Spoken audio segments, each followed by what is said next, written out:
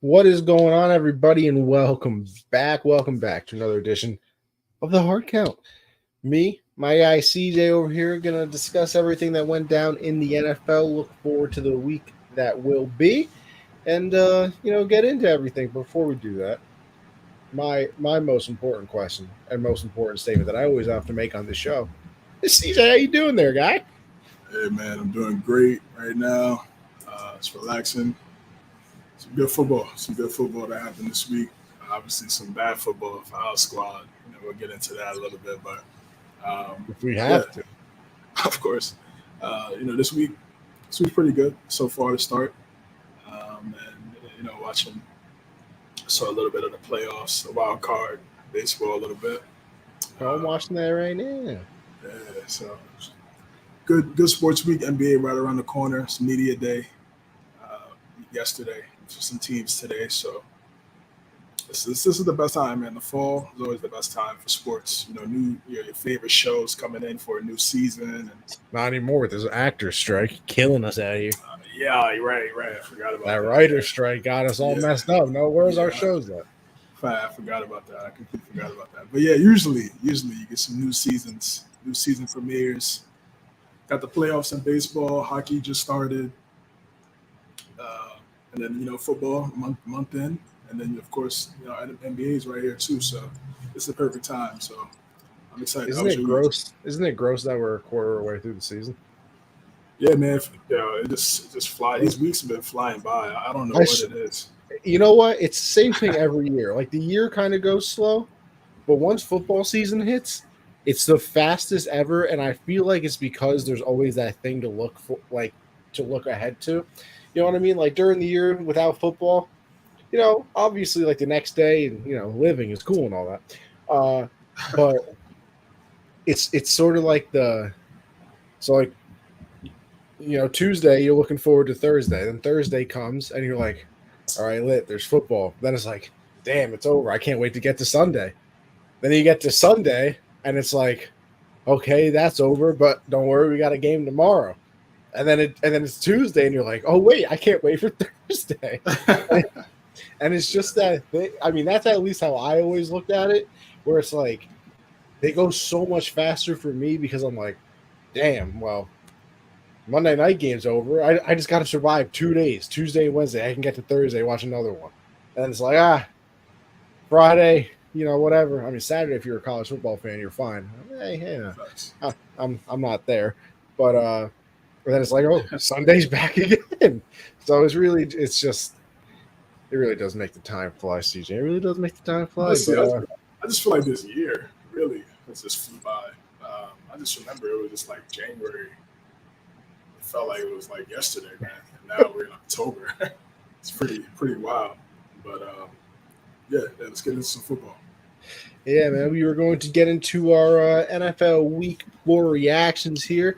Obviously, as you guys always know, that we run down through the list. So, we'll start it off on Thursday. CJ's pulling it up now. We'll go through everything, give our reactions to each game, give our thoughts on them. Some more than others because some deserve more than others. But with that being said, the first one's going to be the Lions and the Packers. Lions went into Lambeau and took care of business. 3-1 to start the year, a 34-20 victory over the Packers. I believe that's 4 in a row as well over the Packers. So, maybe the tides are returning. I'm telling you, man. Hey, here we go. Our guy Gridiron's here. Sub guy's back for another hit of THC. I like that. Damn, we should make that our slogan. Gridiron, we might have to give you royalties on that one. Might have to give you royalties. I'm not gonna lie. But yeah, I mean, listen, the Lions are doing what they're doing. It's kind of that changing of the tide. I mean, Rodgers is gone. The Vikings have struggled. We know what the Bears are. So 3-1 on the year. It looks like they're gonna, to me, I mean, I picked them going into the year. I think that they're gonna end up winning that division. Jared Goff, I mean, it's so hard to call it a career resurgence because he took him to a Super Bowl, and then they were like, yeah, now we're good off you, brother. But I mean, if you really look at it, it kind of is. He's playing some of the best football of his career. And, the team in general is good, and it's only getting better because they changed the rules for the gambling in the NFL. We know that a few of the players had gotten in trouble with that. One of them being what's his name, Jameson what? Jameson Williams, yep. Jameson Coming back. Williams, yes. Jameson Williams got in trouble with it, so obviously he was gonna. I think it was supposed to be the first like 6 games of the season or something of that nature, maybe even more. I can't remember It was exactly. 9. Yeah, it was 9, 9 first 9 games of the season.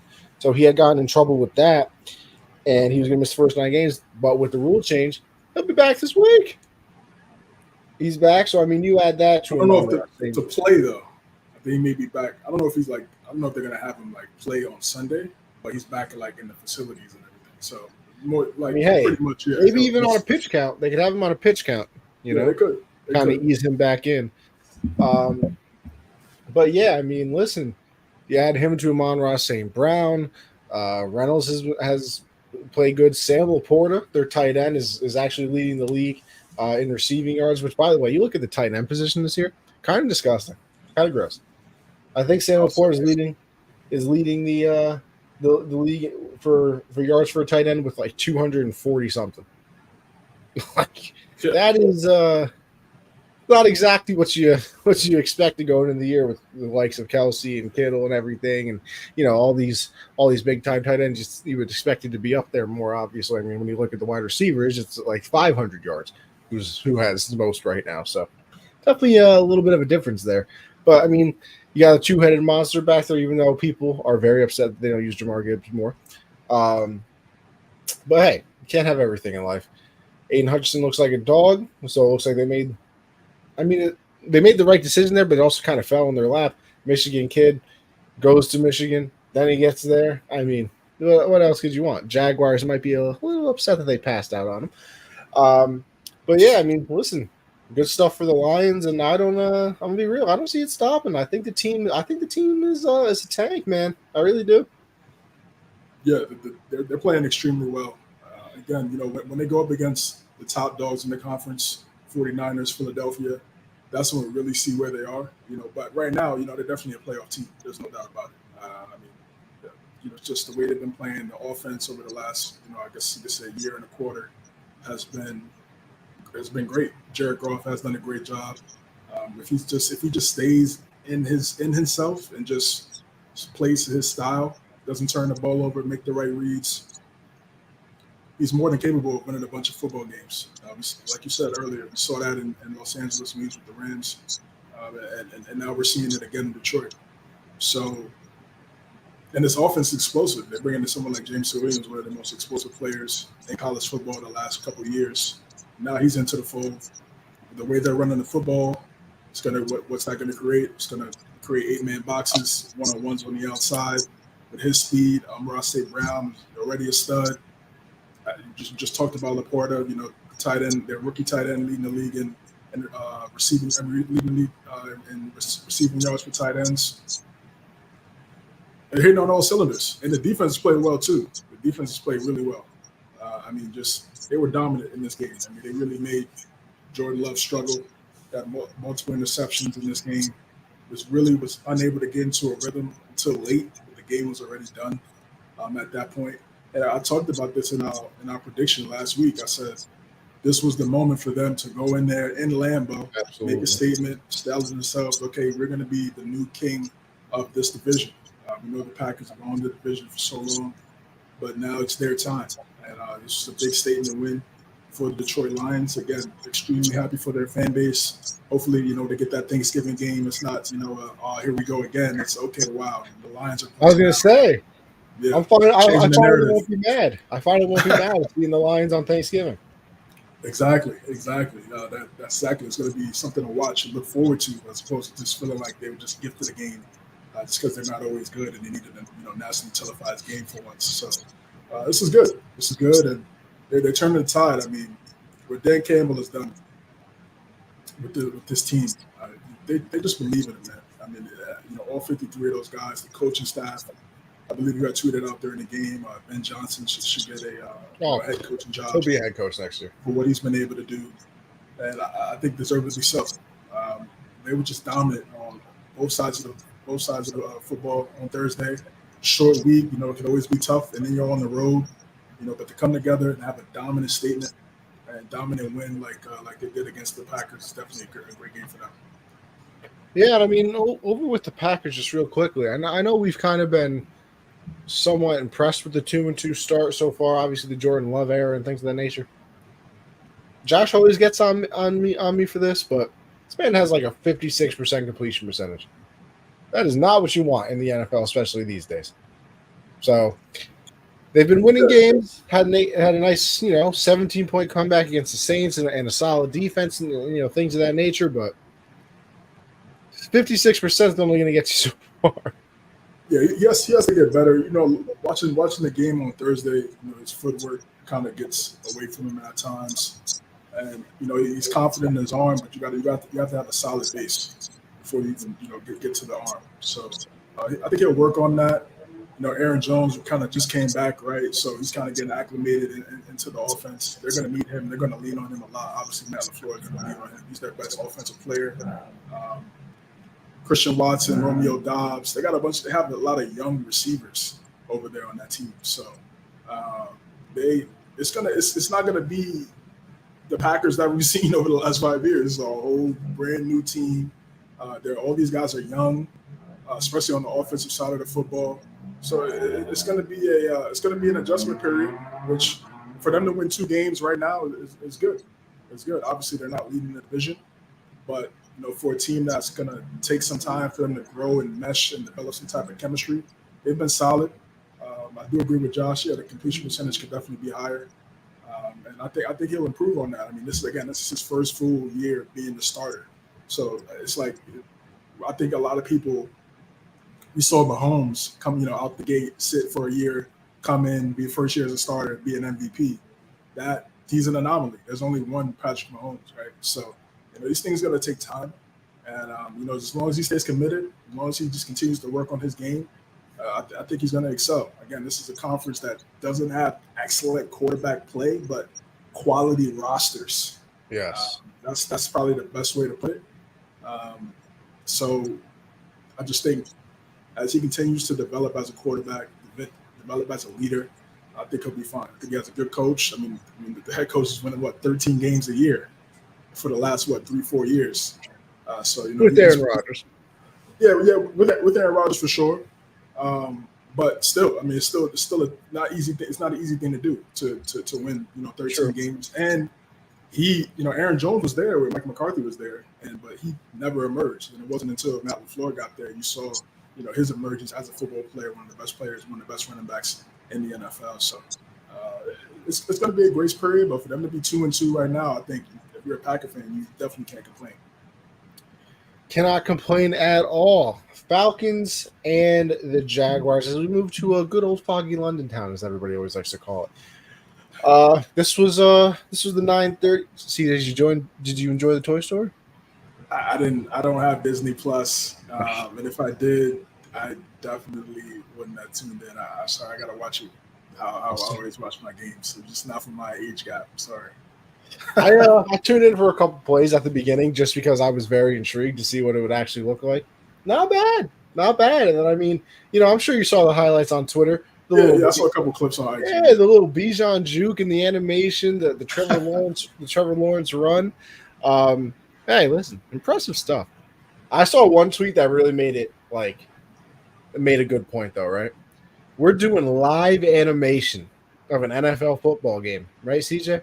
And we're still tracking first downs with the chain. This thing is a traditional thing. You know the NFL. Hey, listen, if you want to keep tradition and keep the sticks out there for the looks, have fun. I mean, how far ahead of the game is tennis with the little thingy that shows where the ball went out? I mean, what are we talking about?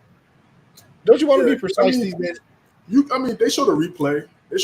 But for the exact measurement, I think it's good to have a human element in there too. Like you don't want everything to always be digital because things can definitely get messed up digitally as well, just like how the human eye could make mistakes too. So who was it a few years ago that folded the flash card and put it in between the ball and the chain? Oh yeah. See if it was the first down. That was interesting. But to the game, Falcons and the Jags. Honestly, nothing special. Jaguars did what you kind of hoped that they would do. The offense is still not clicking, and disappointing for me, especially somebody who drafted him in fantasy. Calvin Ridley just has not been doing the things that I thought he was going to do with the Jags. I mean, after that big first week, I was like, oh, this is going to be absolutely fantastic. And ever since then, I believe his targets have dropped every single game. I don't know if that's, the way that teams are covering him now and, maybe doubling him up. I know they had A.J. Terrell shadow him this entire game, but I would love to see him just get more involved because obviously I think he's a very talented player, and I think that, the more that he gets involved, the better the offense is going to look for the Jags. And it definitely hasn't clicked yet, I don't think. With the talent that they have on offense with ETN and Lawrence, obviously. Ingram has been very solid for them after coming over from the Giants a few years ago. Like I said, Calvin Ridley and, some of those other guys over in the wide receiver position. I would expect more out of them. But, a solid win from them. And listen, if you're not sick of Desmond Ridder, as a Falcon fan, power to you, because I don't know, they're gonna have to make a change there. That's what I'll say. But a solid win for the Jags, London's team. Been over there 10 times. That was their 10th game in London, and they're in there again this week. Back-to-back London games. That is the craziest thing I've ever seen in my life. I mean, they're trying to develop Jaguar fans overseas. I guess it's good marketing from Shad Khan from his standpoint. It'll be great if they win. I mean, yes, they got to the playoffs last year, but I think the more they win, I think it would just add more to. People love a good bandwagon. Yeah, and of course, obviously, there obviously isn't a lot of NFL games there. There isn't an NFL team in the UK, so any team that goes there, it's going to be packed wherever they play. So. This game, I caught the tail end of it. I didn't catch the beginning because it's Sunday. I'm sleeping. Right? Oh man, with simple Stillskin. Yeah, I wasn't up at 9:30 to watch this game, unfortunately, but I did catch the highlights, of course. Desmond Ridder, that clip where Matt Collins, he tried to give Matt Collins a dab, and Matt Collins really wasn't feeling it. Frustration throughout the game, but man, it's just. Is it kind of like the best case scenario if you think about it? Because he's out there, he's not playing well, but if they lose, they're gonna end up with a top pick, and this draft class coming up has a bunch of quarterbacks. So they're not tanking, but then again, you look at the targets that London and Kyle Pitts get. You would think that for sure. Definitely some questions. Yeah, that's something that should be studied. Yeah, I don't understand it. I really don't understand that. But nonetheless, the more they lose, the higher the draft pick next year. Everybody knew they weren't going to win a bunch of games this year. I just like their talent, their young talent, with Robinson, London, Pitts. So, hey, Caleb Williams. I know he said he can make more money in USC than he can in the NFL. I mean, with the NIL, for 1 year though. Listen. The signing bonus is $27 million. You're telling me he's making $27 million a year at USC? I don't know about 27, but it could be a little close because again, he's the Heisman Trophy winner, so he has that Nissan bread. They always have that commercial. Yeah. He's in SC, Southern California. The possibilities are endless. He's the best player in the country. He might be. He'll probably be on the cover of EA Football 24 next year. So maybe not 27, but don't get me wrong. If it's 20 and I'm playing and the team with the number one pick is dirt, I'm staying. I'm gonna stay. Listen, you're a better man than me because I am not passing up $7 million. I'll tell you that. I'm going to stay because it's about situation. You don't want to see a situation where look at Daniel Jones with that offensive line running around for his life. Now, yeah, that's kind of his play style. Yeah, but he also got a $40 million bag to run around. No, yeah, I know, but I'm just saying, you don't want to go to a team. You don't want to go to a bad team with a bad offensive line, and you're running around. When a young quarterback getting sacked like that, that could change the mentality and the psyche of a player. They could lose all their confidence. They could, they're seeing things that aren't even there. We obviously know the Sam Darnold quote from a few years back. Exactly. So I just think for the Falcons, man, I just think this is the season for them to see what they have going forward. Again, it would be best if we did see a little bit more volume from their young players outside of Bijan Robinson, who's been pretty good in his first month Very good. of the season. But outside of that, I don't expect much. And then for the Jaguars, yeah, this was a necessary win after a lackluster performance against the Houston Texans last week. Which we might be finding out pretty soon isn't lackluster, apparently. I mean, we'll get to the 37-17. I mean, no, they look good, but man, and I think they were home too. Stroud might be a dog.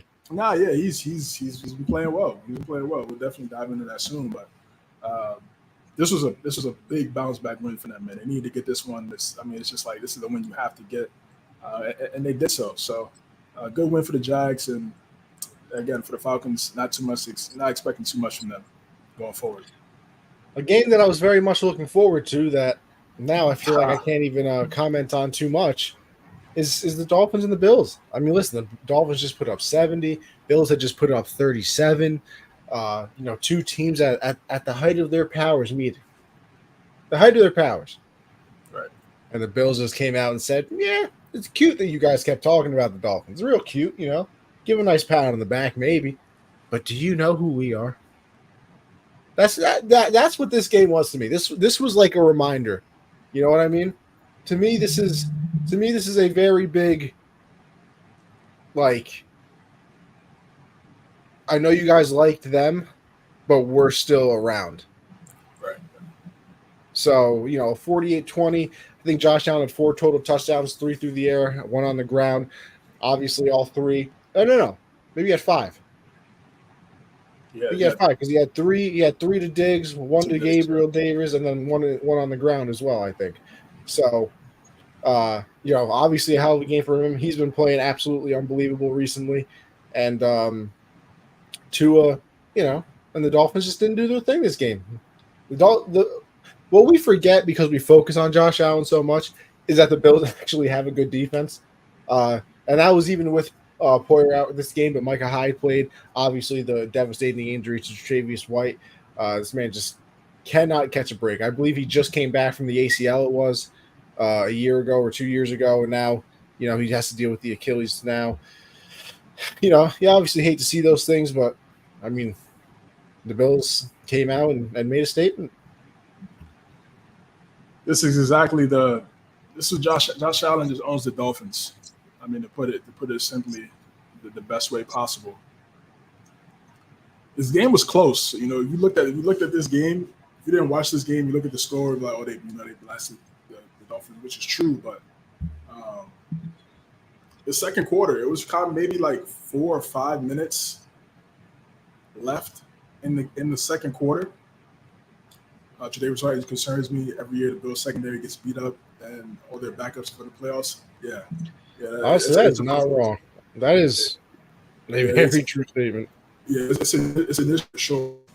But yeah, this game was really close. It was like 14-14 at one point, and then just the turnovers and just the mistakes just started to happen and really come about for the Dolphins. They got a couple 3-and-outs, then the pick.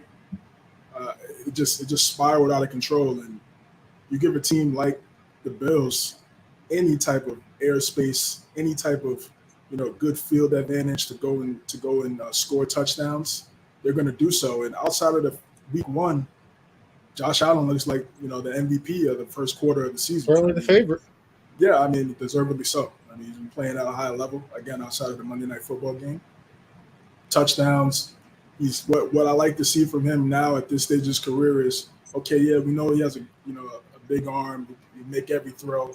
We understand that, but he's taking the singles. He's taking the singles, taking the doubles, and then that opens up obviously the home run plays to Diggs, to Davis.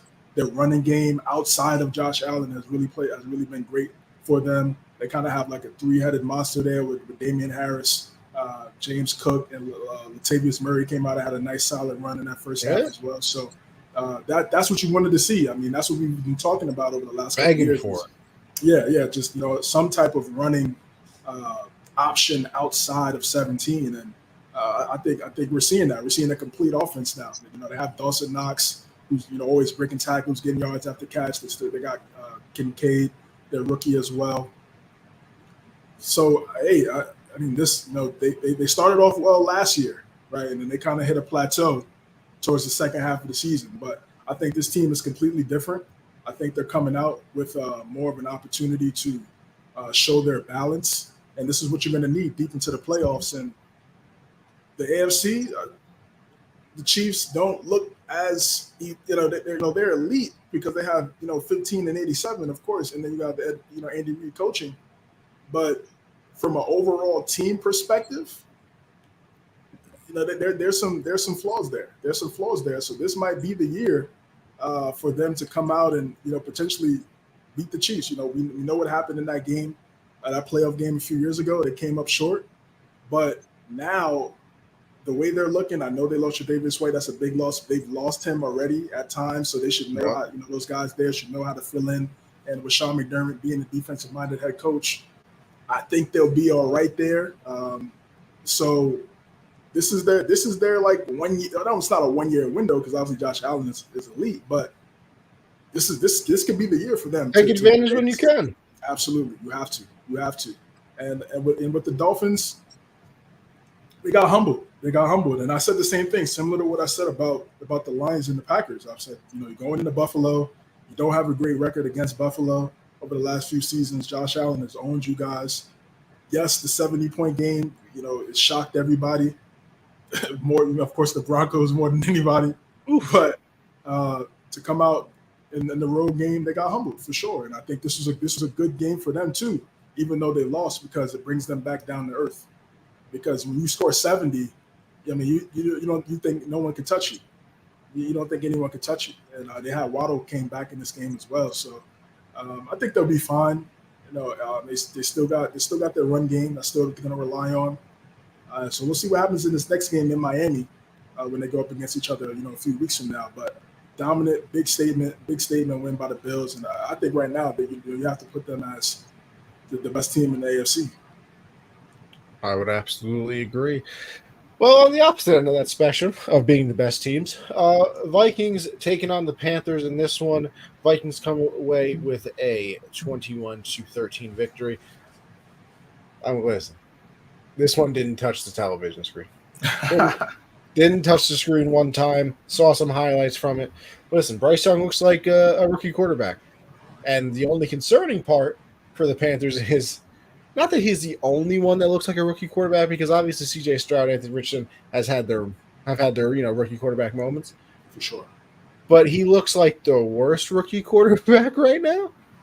And listen, we are not even 4 games in because he missed one. 3 games into his career. So am I going to sit here and he's done for? He can't be no, because that's what we like to call an overreaction, people.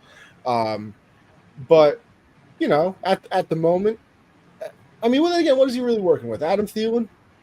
Should I be like every other announcer and say he's undrafted? He's really gritty. He works hard. He's a lunch pail kind of guy, like they say about every other undrafted player to ever play in the NFL. But he's just not that guy anymore. No, I mean, Adam Thielen certainly is not that guy, pal. They don't really have anybody else. Obviously, they traded away CMC last year, so you're kind of working with nothing. Offensive line isn't very good. Yes, Bryce Young is looking like a rookie right now, and well, you get drafted first overall. You get drafted to bad teams for a reason, because they're terrible. And I mean, even the Vikings, you're only scoring 21 points in this game. Kirk Cousins with another Kirk Cousins moment with that 99-yard pick six. I believe they also fumbled in this game again. But hey, Vikings get their win. Even with them being 1-3, I think they can still make the playoffs just because of how weak I think the NFC is. But game was not on much for me, in all honesty. Not too many thoughts on it, just besides the fact that the Panthers are going to be terrible again, which, listen, you got Bryce Young, but you also don't have a first-round pick. Yeah, so, I was just about to say that. Building for that whole future thing that you kind of want to do when you have a rookie quarterback and get some talent around him before you actually have to pay him. Well, you see, you can't really do that unless you're somehow going to lure free agents to Carolina, and then you're going to hit on draft picks. But CJ. I'm not sure if you know this. You can't hit on draft picks that you don't have. This again, the Vikings just can't believe in this team, man.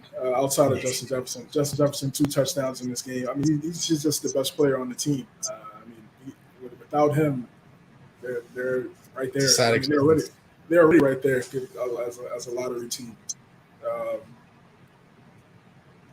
Just the turnovers are just insane to me. They're just insane to me for Minnesota, a team that, again, what they go like 13-4? What was that? I guess was it ranking like 13, something like that, right? Were they 13-3? Were they that good? Or 13-4? I mean, let me do a little research for you as you continue. I know they won more than 11 games, and just this year, wow, they just been giving the football away, essentially. Now, yes, they were able to skate by. They were 13-4. You are correct. It's just a different football team that we're watching right now, and but they were able to get this win. I expected them to win this game because the Panthers aren't really good. They don't have a great roster. They just don't have a great roster, man. I feel for Bryce Young. This is what happens. This is what I'm saying with the K. You said 27 and this is the example. This is my argument right here. You made a good argument about the money, but I'm saying it's not always about the money. He got the money, but look at the situation that he's in. He's gonna get hit all day long. He's not the biggest guy in terms of physical stature. He's already missed a game, as you said earlier. Doesn't have a run game, doesn't have an O-line, doesn't have any receivers to rely on, and again, doesn't have a top pick next year to get a Marvin Harrison Jr. or one of these top guys or offensive linemen. Sheesh. And that's the other thing. I keep seeing reports that they want to trade for a star wide receiver. Who you getting without a first round pick? You think the Raiders are going to trade Devontae Adams for anything less than a first? Like, I don't know what star wide receiver is out there, first of all. Yeah, I don't know. Devontae Adams is the only one that I've heard really be disgruntled so far with the, listen, I don't got much time for this. But, I mean, it's not like, listen, if the Vikings really end up trading Justin Jefferson. Go to the Panthers, though? I don't know, man. Frank Wright, he did a okay job in Indianapolis. Wasn't great. I know he had a carousel of quarterbacks after Andrew Luck, but man, it just doesn't look good. I mean, there's one thing to say, okay, yeah, they suck right now, and then you could see the future, like, oh, they got this, but you can't even say that. So I don't know how they're gonna. I don't know what they're gonna do. They kind of just have to really lock in on those second, third round picks. Those are usually starters anyway. For pretty much every team, the second, third, the middle rounds are the starters in the league. So they're going to have to hit home runs on those picks for sure over the next 2 years. But they have to get the offensive line together. They have to, because you have to be able to protect him. He's not the tallest guy, and they have to find a running back, which you can find in later rounds. We've seen outside of really McCaffrey and Barkley. Most of the running backs we're seeing right now are in that second, third, fourth round. So, man, it's just Carolina. I know they had a nice run there a little bit with Cam for a cup of coffee. 2015 injuries. McCaffrey, Kuechly retires. McCaffrey leaves. Now it's just back. It's really just back to the drawing board. I feel for a guy like Bryce Young, man. I mean, all you can do is play well when you're playing well in college. Again, Heisman, he usually. Now he's in a situation. You just have to hope that front office, man, they do everything possible to put him in the best position to succeed. And I think obviously that starts with getting protection and then having a run game behind them, to make things easier for him. So good win for the Vikings. Not really impressed because they should beat a team like this. Yeah. All right, we got the Broncos and the Bears. We thought this was the toilet bowl game, but it ended up being like a semi-classic. I might have to stop talking. I said that the most game we're looking forward to, Dolphins Bills, and that ended up being the toilet bowl. And then the Right. game that I called the toilet bowl ends up being the best one. What do I know? Crazy. Bears up 21. Then, and I'm like, wow, this looks terrible for Sean Payton, Russell Wilson, more so Russell Wilson. Um, and this Bronco team, they just got blasted by 50, and now they're down 21 to the Bears. CJ, that's what I was gonna say. Who do you think this looks worse for right now? I know Russell Wilson looks bad, but I mean, Sean Payton just came out during the offseason, said it's the worst coaching job he's ever seen. Doesn't know what Nathaniel Hackett was doing with the team. Blah blah. Then you're 0-2. Your third game you lose by 50, and then you were down 28-7 at one point. I mean, listen, obviously they came back and won, so it kind of erases everything. But if they had lost that game, you think it looks worse for Russell or Peyton? Because I'm not going to lie. You talk crazy like that. Worst coaching job you've ever seen in your life, he says. Nathaniel Hackett has no idea how to coach. And then you lose by 50 and then lose to the Bears. If they had lost, obviously. Woo.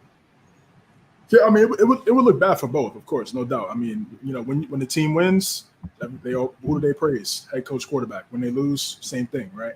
So, yeah, and then for him to run his mouth and say what he said about Hackett, and then now actually be the head coach of the team, and arguably the first week, the first month of him being the head coach has been significantly worse than Hackett, and you're a Super Bowl winning head coach at that, well more established.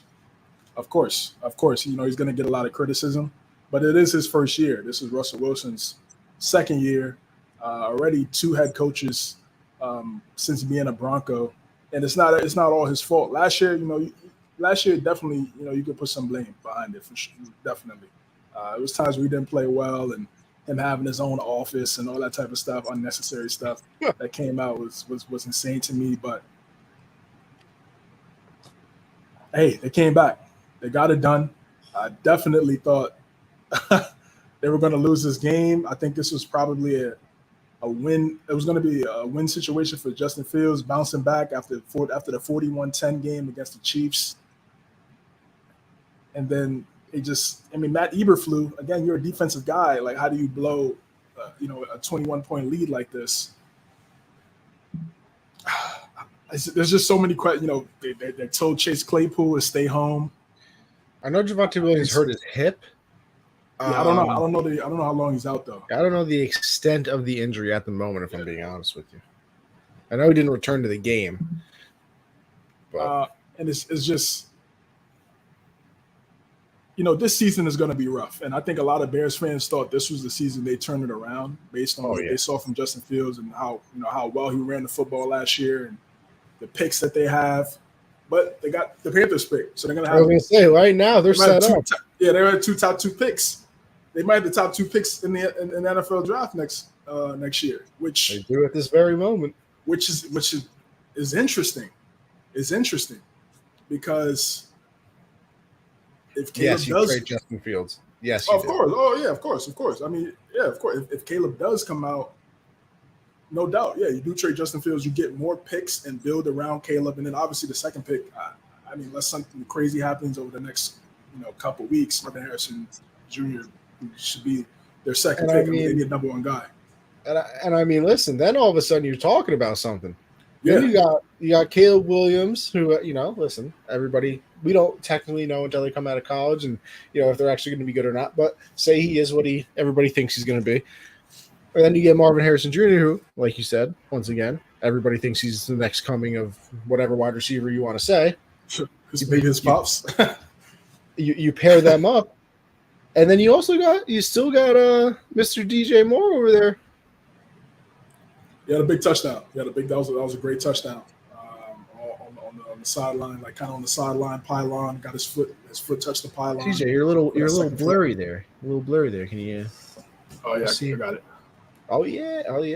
Here we go. It's a little better, yeah. I just gotta make. Oh, there we go. I gotta make sure everybody can see the beauty. Yeah, it's the focus. Yeah, but DJ Moore had a great touch. DJ Moore had a great touchdown in this game, but for Denver, this was a big win for Denver. I mean, it's like, man, it gives fans some life. It gives that team some type of confidence going in. It shows their resiliency too, honestly, because they honestly could have just laid down, just like how they laid down last week, and when they got blasted by 50. But that team, they showed something. Now it's, can they build off that? That's the thing. Can you build off that as the weeks continue to go on?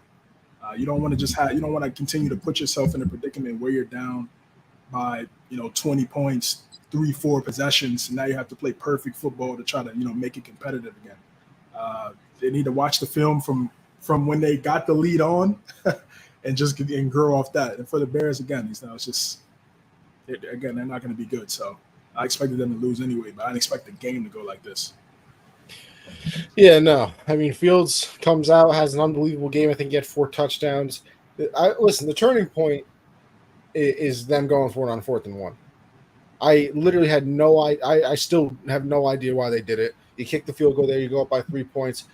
Listen, obviously it's the fallacy of the predetermined outcome, as my favorite Michael Kay says that all the time. But like, you go up by 3, then even if they go back down and kick the field goal to go, it would be tied 34-30 or 31-31. Instead, now you're down, you're making Justin Fields drive the length of the field, try and get in the field goal position to tie the game. Obviously, almost does it, but throws out an interception. But like, as you said, you're also the defensive head coach, right? And you already let them come back. So maybe you're losing a little faith in the defense, but you just built the confidence of your quarterback all the way back up. You built the belief all the way back up with him having a wonderful game so far, and then you go for it on 4th and 1, give him a short field. They go down and kick a field goal, and you're going to end up losing because of that decision. Like, what do we do? I need people to start explaining these things to me. I mean, Brandon Staley does it all the time. To me, there is no explanation. He's just an idiot. So, I mean, just that makes it a lot easier. But hey, Bears got the first and second pick in the draft so far. So if they continue to be bad, maybe they'll actually be good. It's the Bears for you, bro. That's what they do. It certainly is. We move on. Ravens and the Browns. This one turned into an absolutely nothing burger. Because Deshaun Watson didn't end up playing this game. I believe it was with the shoulder injury. It was kind of he was on the injury designation, but all signs pointed to him playing the entire week. And all of a sudden, Saturday night, I get a notification from the good old Shefty and Ian Rappaport that they don't expect him to play, and then he gets ruled out. Sunday morning. Definitely didn't see that one coming. It kind of turned the game lopsided for many reasons. Obviously, you're not going in there with your starting quarterback. They went in with what's his name? Dorian Thompson. Yeah, Dorian Thompson. Rookie, had an unbelievable preseason, but this is the real NFL. Right. So, just kind of turned into a squash game, 28-3. The Ravens get the victory, and I mean, that's what you should do. I will say, kind of impressive though on the Ravens side of things, just putting up 28 points because Browns had probably the best, one of, if not the best defenses going into this game. And hey, listen, they still put up 28 points on them, but not much for me here. As when you don't have a starting quarterback, all of a sudden, it kind of takes away something from the game. Yeah, listen. If the Ravens take care of business last week, they're 4-0. Yeah, they're 4-0, man. And we're looking at them completely different. But since they had that stinker against Indianapolis, kind of people still have some questions. Obviously, the injuries are going to play a factor, and yeah, they were going to win this game. As soon as the news came out that Watson wasn't going to be able to go, you just knew that. The Ravens had this. You couldn't have 2 weeks in a row going up against a backup quarterback and you take an L. It just can't happen. It can't happen like that. So Lamar Jackson really put the team on his back in this one. I mean, multiple rushing touchdowns, played well. I think Mark Andrews had a touchdown as well. 2 touchdowns. So it was just Mark Andrews and Lamar's show. And in some weeks, that's what it has to be. There's the 2 best players on offense, and you got to make it happen. And the defense did a really good job making things tough for Thompson. And they got a couple turnovers, played Raven football, mistake-free, and they went back home with the dub. That's all you could ask for. Absolutely, I would agree with you there. Steelers and the Texans. This is so kind of this one surprised me. This Yeah, is the one that I picked the Steelers in this one. yeah, this one surprised me just because I believe the Texans have a bunch of injuries on the offensive line.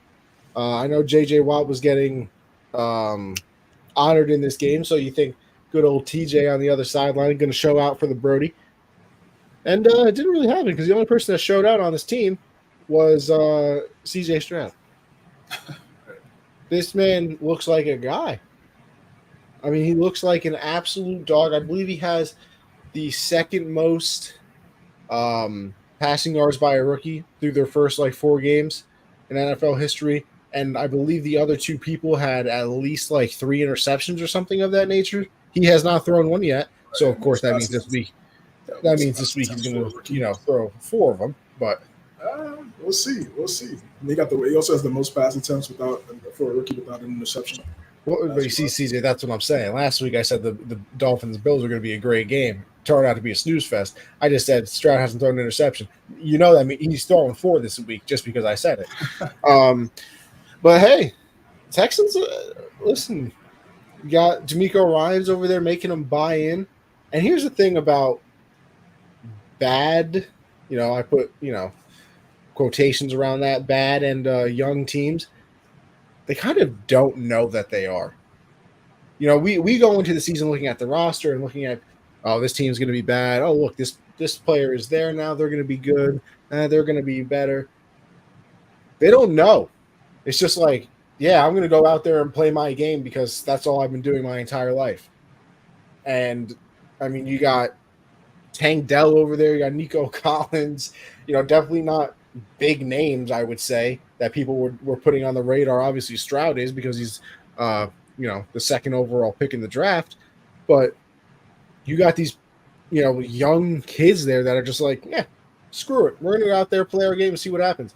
And so far, what's happened is them being 2-2. D'Amico Ryans is by. Listen, Steelers offense terrible. Don't get me wrong, but holding them to 6 points. Kenny Pickett also got hurt in this game again. I believe it's knee contusion. I want to say it is. Yeah, contusion. That's what Mike Tomlin said. Yeah. So you don't know if that's going to sideline him or not. Then again, I think the only thing that I was going to say, I think the only thing that sidelines them is the fact that Matt Canada is calling plays. CJ, they haven't had a 400-yard game in the last like 30 or something. I want to say it is. And if you do the Steelers have it, 400-yard game. Wow. And I want to say somebody did the math, and I think for every 400-yard game a team has had, if you split it up by teams, it would be like 9.5 per team since the last time the Steelers had one. It's crazy. Like, I mean, the Steelers' offense is literally just an act. You can't they can't do anything. They're awful. So you hold them there to their stationary 6 points, and either way you want to look at this is back-to-back 20-plus point wins for the Texans. Now, I don't think a lot of people had that on their bingo card this year. But when you got Stroud playing the way he does, and Tank Dell's been unbelievable, Nico Collins, I believe, scored 2 touchdowns in this game, which, by the way, this man runs with incredible posture. I've never seen somebody run so straight up. It's just like,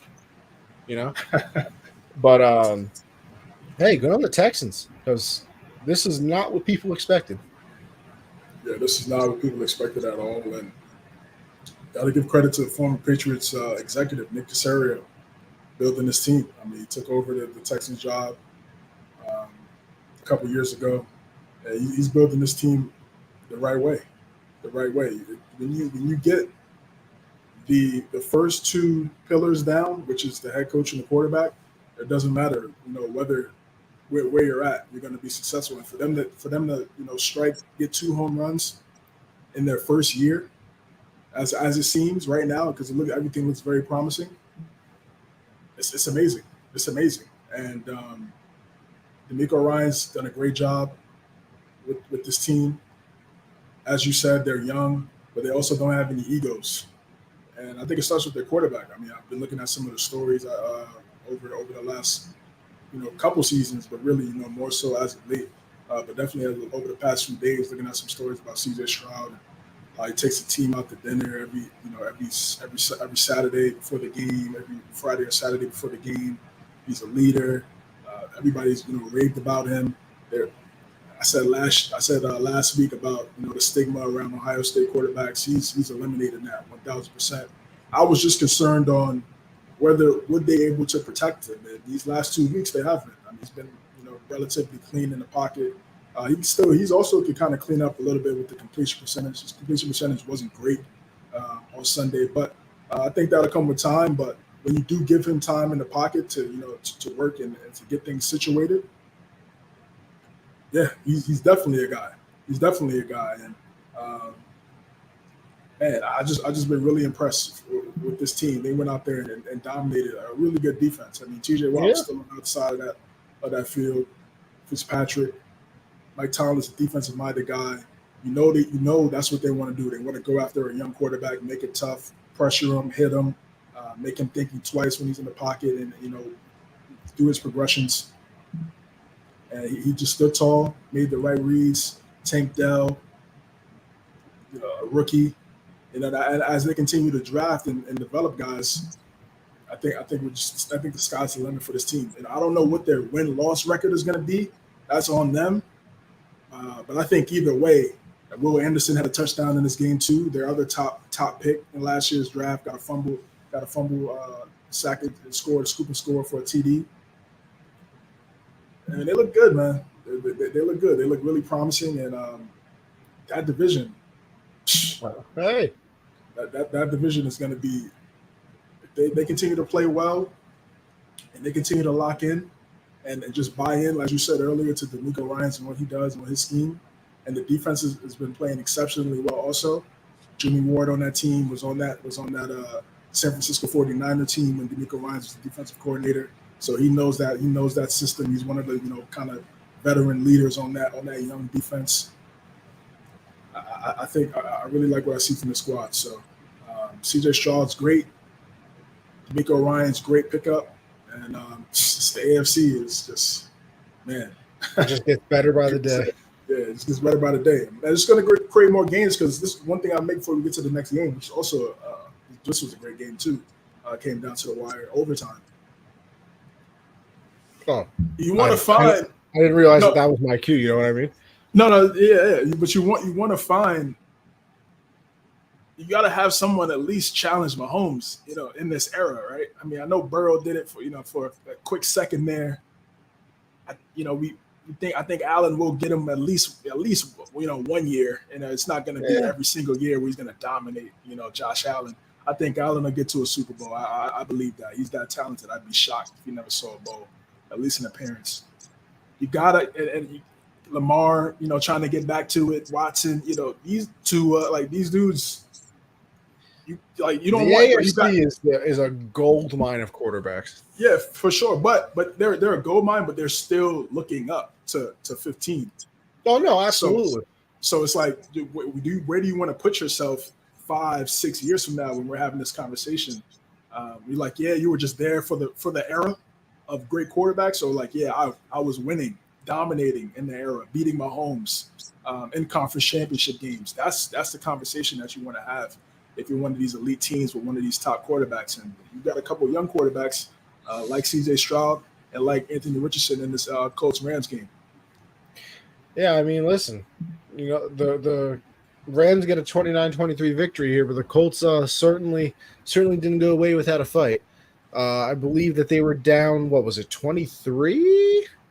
Something of that nature? 20. I think it might have been 23. I remember I was watching a little bit, and it was like 20 zip at one point. I was like, oh, man. Listen, all I know is 15 points. 15 points in the fourth quarter to a solid 0 for the Rams. They certainly woke up. And, Matt Stafford's still doing his thing. He was 27-40 in this game, a touchdown, interception. I mean, listen, they're just finding wide receivers. Puka Nacua, another 9 for 163 and a touchdown, obviously the overtime game winner. Cooper Kupp is about to come back, so you might have a nice little people thought that Cooper Kupp and Robert Woods was going to be, good. Puka Nacua wants to play like that. and Cooper Kupp can come back and be the way he was, obviously, I don't believe the target share will be there anymore because you got to get Cooper Kupp involved and everything of that nature. But if you got to worry about two dogs like that, I mean, hey, the Rams might be back again. And then, I mean, even Kyron Williams, 25 carries, 103 yards, 2 touchdowns. So they're doing things on offense. They are certainly doing things on offense. But, I mean, like you said, you go back over to the Colts. Anthony Richardson, listen, was it the greatest throwing game of all time? 11 for 25. He had 200 yards, 2 touchdowns. But, I mean, he's just so fun to watch. He had another 56 yards on the ground and a touchdown on 10 carries. Now, obviously, you worry. I mean, listen, after week, I want to say, 1 or 2 it was, when they played the Jags, this man, Trevor Lawrence, said, please, brother, do me a favor. Slide. So you got rival quarterback. I know. You got a division rival trying to look out for your health. And, I mean, listen, it's true, though, because in the same uniform, we saw something like it. We got robbed of an unbelievable career that Andrew Luck was going to have because, in his own words, he felt like he was disrespecting his teammates and football by sliding. So he was taking hits. He was taking hits. Crazy statement to say, bro. It is. He literally said he thought it was disrespectful. I was like, hey, listen, go off, but that's why he's not in the league anymore.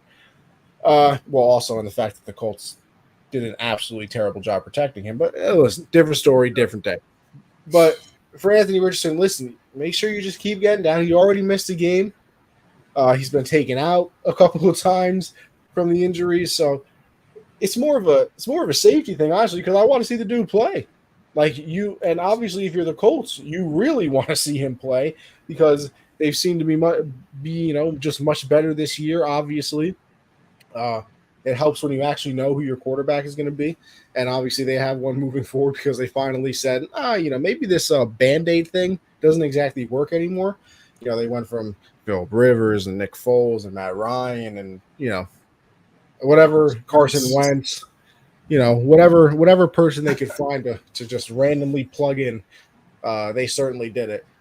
But they were on the comeback trail, and obviously it just didn't go their way. When it comes down to it, but it's what you like to see for these young teams that maybe aren't there yet talent wise or anything of that nature. You really just want to see improvement. Like that is the basic thing you're going to want to see. And, Gridiron brings it up here. Surprised Indy wasn't able to find a trade partner for JT.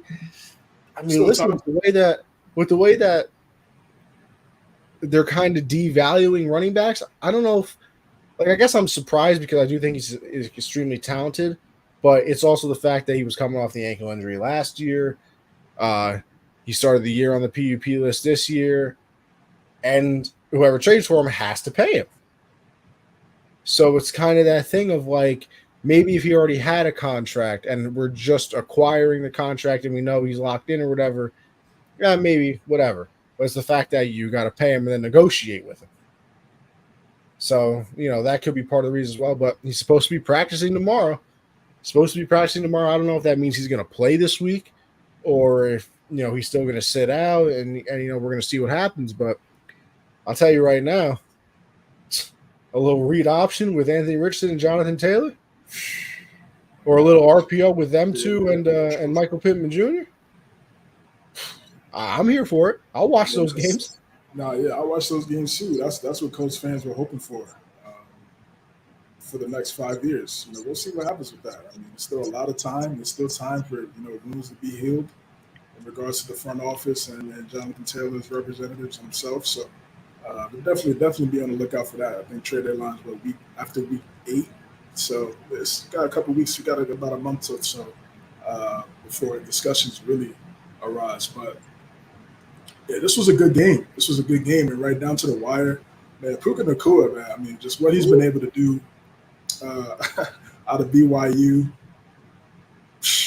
Like you said, 9 for 163, game-winning touchdown. He's developed great chemistry with Matthew Stafford. It's just his ability to he just gets open. I mean, he just gets open. And I think his 5th-round draft pick. He's a great route runner. Started at SC, went to UW. Well, committed to SC, went to UW, then went to BYU. Didn't even have 1,000 yards in any of his years collegiately. That's probably why he might have dropped in the draft. But situation matters, man. And, to go to a team with an established quarterback, a really good quarterback like Matthew Stafford, strong arm. He locked in. And it really developed the chemistry. So I think, man, I just feel like they get Cooper Kupp back with the run game for what we've seen for Williams. I believe this is his second year, right? This is his second year. First year, he struggled a little bit to kind of get everything going. They had Akers. They had a couple other guys in front of him. But now, if they're able to use him more into the offense, and obviously that's what he wants to do. I mean, that's what Sean McVay wants to do, is run the ball first and then let Nakua and Kupp underneath in those intermediate routes. Both of those guys get yards after catch. We can see another explosive offense, and we saw how explosive that offense looked once the Rams got OBJ. That guy had a solid number 2 next to Cooper Kupp. Man, it's gonna be exciting to watch, especially in the red zone area too. Kupp is so money in the red area. So this was a great comeback win for the Rams. It was a great comeback by the Colts, but then a good win to keep it together and actually get the dub by the Rams, because they could have let this one slip, but they did. And the same thing like I was saying for Richardson, man, it's you have the running ability. You're a dual threat, but you have to be a leader in that pocket. Look at Jalen Hurts. And it's gonna take time. Again, he only had 13 starts at Florida. It's not like he had a bunch of starts. Yeah, he didn't have a bunch of starts at Florida. So maybe I think by next year we'll really see him develop and grow. Still really young too, about 20 years old, 21 years old. So the sky's the limit for him, bro, for real. I think they'll be fine. And that division is still up in the air. I mean, I think all of them are 2-2. Each team is 2-2 in the AFC South, if I'm not mistaken. Yeah, I believe so. Yeah, so we'll see what happens there, and obviously we'll see what happens if JT pulls up. But big win by the Rams. It's to stay alive in a division that looks damn near competitive, bro. Compared to me, what we saw from Seattle and Seattle's defense. And if we know what the Niners bring to the table, and then the Rams right there as well, I think it's going to be fun to watch. Absolutely. Listen, speaking of finding their way, this man Baker Mayfield, Yeah, wow. A little 3-1 start with his brand new Buccaneer teammates. Mike Evans, still a guy, obviously. Chris Godwin, a guy.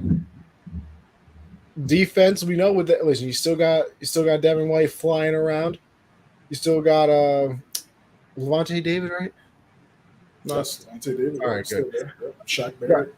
Got him doing what he's doing. Vita Vea is still there, clogging up the middle. I mean, you write them off because you lose, the greatest quarterback of all time. But I mean, they're looking good so far. And honestly, I thought the Saints had this game. I'm pretty sure I picked the Saints in this game, mainly because they had owned. No, I mean, I guess they really didn't own the Bucks, or maybe they did, but I know that they owned Brady, and Brady was on the Bucks, so maybe that's type of situation. But you just look at the Saints. The defense is good. Obviously, the offense with Olave and Michael Thomas, who, hey, listen, still healthy. Knock on wood, the guy is still out there and playing. He just got Kamara back and had 13 catches. 13 catches. CJ, you know how many yards he had in the game? 13. This man had 33 yards on 13 catches.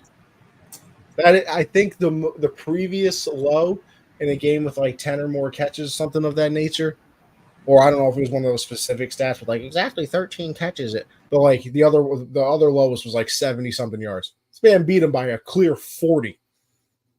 So listen, you like to get him involved in the passing game, but actually being able to catch and run and get like real yards, that would probably be very fun as well. So, maybe next week. I mean, they are playing us, so they probably have a fantastic chance of doing it, knowing our luck. But yeah, nice win for the Bucks. Another game, I won't lie about, never touched the screen. Not even one time did I even look at it. So, but a good win by the Bucks, and they're definitely impressing so far. Yeah, they look great. They had that kind of that lull against the Philadelphia Eagles, but that's as expected. They're one of the best teams in football. Man, Baker, and again, we're obviously getting to Mac, but I don't think he's going to be the answer in New England. But that doesn't mean his career is over. I mean, I think a lot of people thought Baker's career was going to be over after the Browns. Then he had that nice game against the Raiders last year when he was with the Rams on Thursday Night Football. Panthers. The Panther game, yeah, the Panther game as well. So there was some and I said this was it. I was saying like throughout the whole offseason, I'm like, yo, this is it for him, bro. Like if you can't win the job, and with Kyle Trask, like, come on, you kidding me? It's like, come on, you can't win the job, you should be better than him, right? Now, and you have weapons, like you have like legit weapons, like one of the best wide receiver corps in the league, and Godwin and Evans. Been able to run the ball. He's been able to play clean. He's not turning the ball over. He's not doing a lot. In Cleveland, he would kind of do too much, rolling around, trying to be like Brett Favre. Bro, you just need to be Baker Mayfield, right? Stop trying to be somebody you're not. And I've seen it even in this game. He'd get rattled. If something wasn't there, first couple reads weren't there, he'll throw it away. He wouldn't try to run around, roll out the pocket, and do something crazy out of this world. Throw it away, live to see another down, and then the next down. Oh yeah, that's right. I got some pretty elite pass catchers that could, not only catch the ball but also get yards after catch to make my life easier. Looks good in the red zone. They've been able to run the ball pretty well. This was a great win for the Tampa Bay Buccaneers on the road. Able to get this done. This was another game I said. Again, it's just establishing what you need to do in this division against a tough team. They always have great battles between the Bucs and the Saints, and right now they're running away with this division. They're going to get a nice playoff spot, I believe so. And they played well this first month. It's the season, and Baker, man, I don't know if I guess call it comeback player. I guess you could call it comeback player. Really, I don't know what you can really call it. But I hate the fact that that's a comeback, but yeah, it's not really. I wish they would add most improved. Yeah, because literally. Geno Smith, it's kind of rare. Yeah, like Geno Smith. Like, how is that what do you mean comeback player? Yeah, it's because it's obviously so rare. You don't really see like a most improved in the NFL. It's kind of crazy to come to think about it. You see it more in the NBA. Oh yeah, but you don't really see like most improved in the NFL. But I mean, hey, if there was a front runner for that award, he's at the top of that list, no question. And he's positioned himself to get a nice bag next year. Also, if he continues, he has to keep this up though. He can't just have a nice first quarter and then the last 3 quarters it's back to Cleveland Baker, right? So looks good. I think Todd Bowles has done a great job of getting in his ear and telling him, yo, listen, bro, you don't need to be a magician. You got a pretty good defense that's going to get stops, get 3 and outs. Just put the ball in the right spots, get the ball to your playmakers, and give us the best chance to win. It's one of the best coaches he's had outside McVay. These last 2 years, he's had the best coaching in his career because the first couple of years in Cleveland were a disaster. He didn't have that. So he has some solid coaching, has some structure, and he didn't have that in Cleveland. So still fairly young. So he looks good, man. I'm happy for him, bro. I'm happy for him, and I'm happy he's been able to, revitalize his career. Well, we were talking about most improved earlier and, securing a bag. And, well, Jalen Hurts did both because he probably would have won a most improved award if they had one. And, well, we all know that he secured the bag this offseason. And the Commanders came in and they put up one hell of a fight. They lost, but they put up a fight. 34-31, the Eagles took the victory here. Jalen Hurts, 25 of 37, 319 yards, 2 touchdowns. Both of those going to A.J. Brown, who was 9 for 175. I was. They had that little argument on the sideline a couple weeks ago. Ever since then, AJ Brown does not have a lot to complain about because he went off last week, did very well this week. Uh, DeAndre Swift, 14 carries, 56 yards. It doesn't sound crazy, but I mean, 4 yards per carry, not exactly bad. Had a touchdown in the game as well. Jalen Hurts, 9 for 34, so he's still doing his thing. Devonta Smith, 7 for 78. Obviously, had the big catch going into halftime, which led to them scoring some points there. But it's it's weird because I got asked this question yesterday by Josh on Gen Z that me and him do together, and in the confidence level of the Eagles, right? And they're winning games, they're doing what they're supposed to do. And listen, you don't take away victories, you don't take away defeats. Oh well, we would have won that game, but hey, listen, at the end of the day, it's still an L.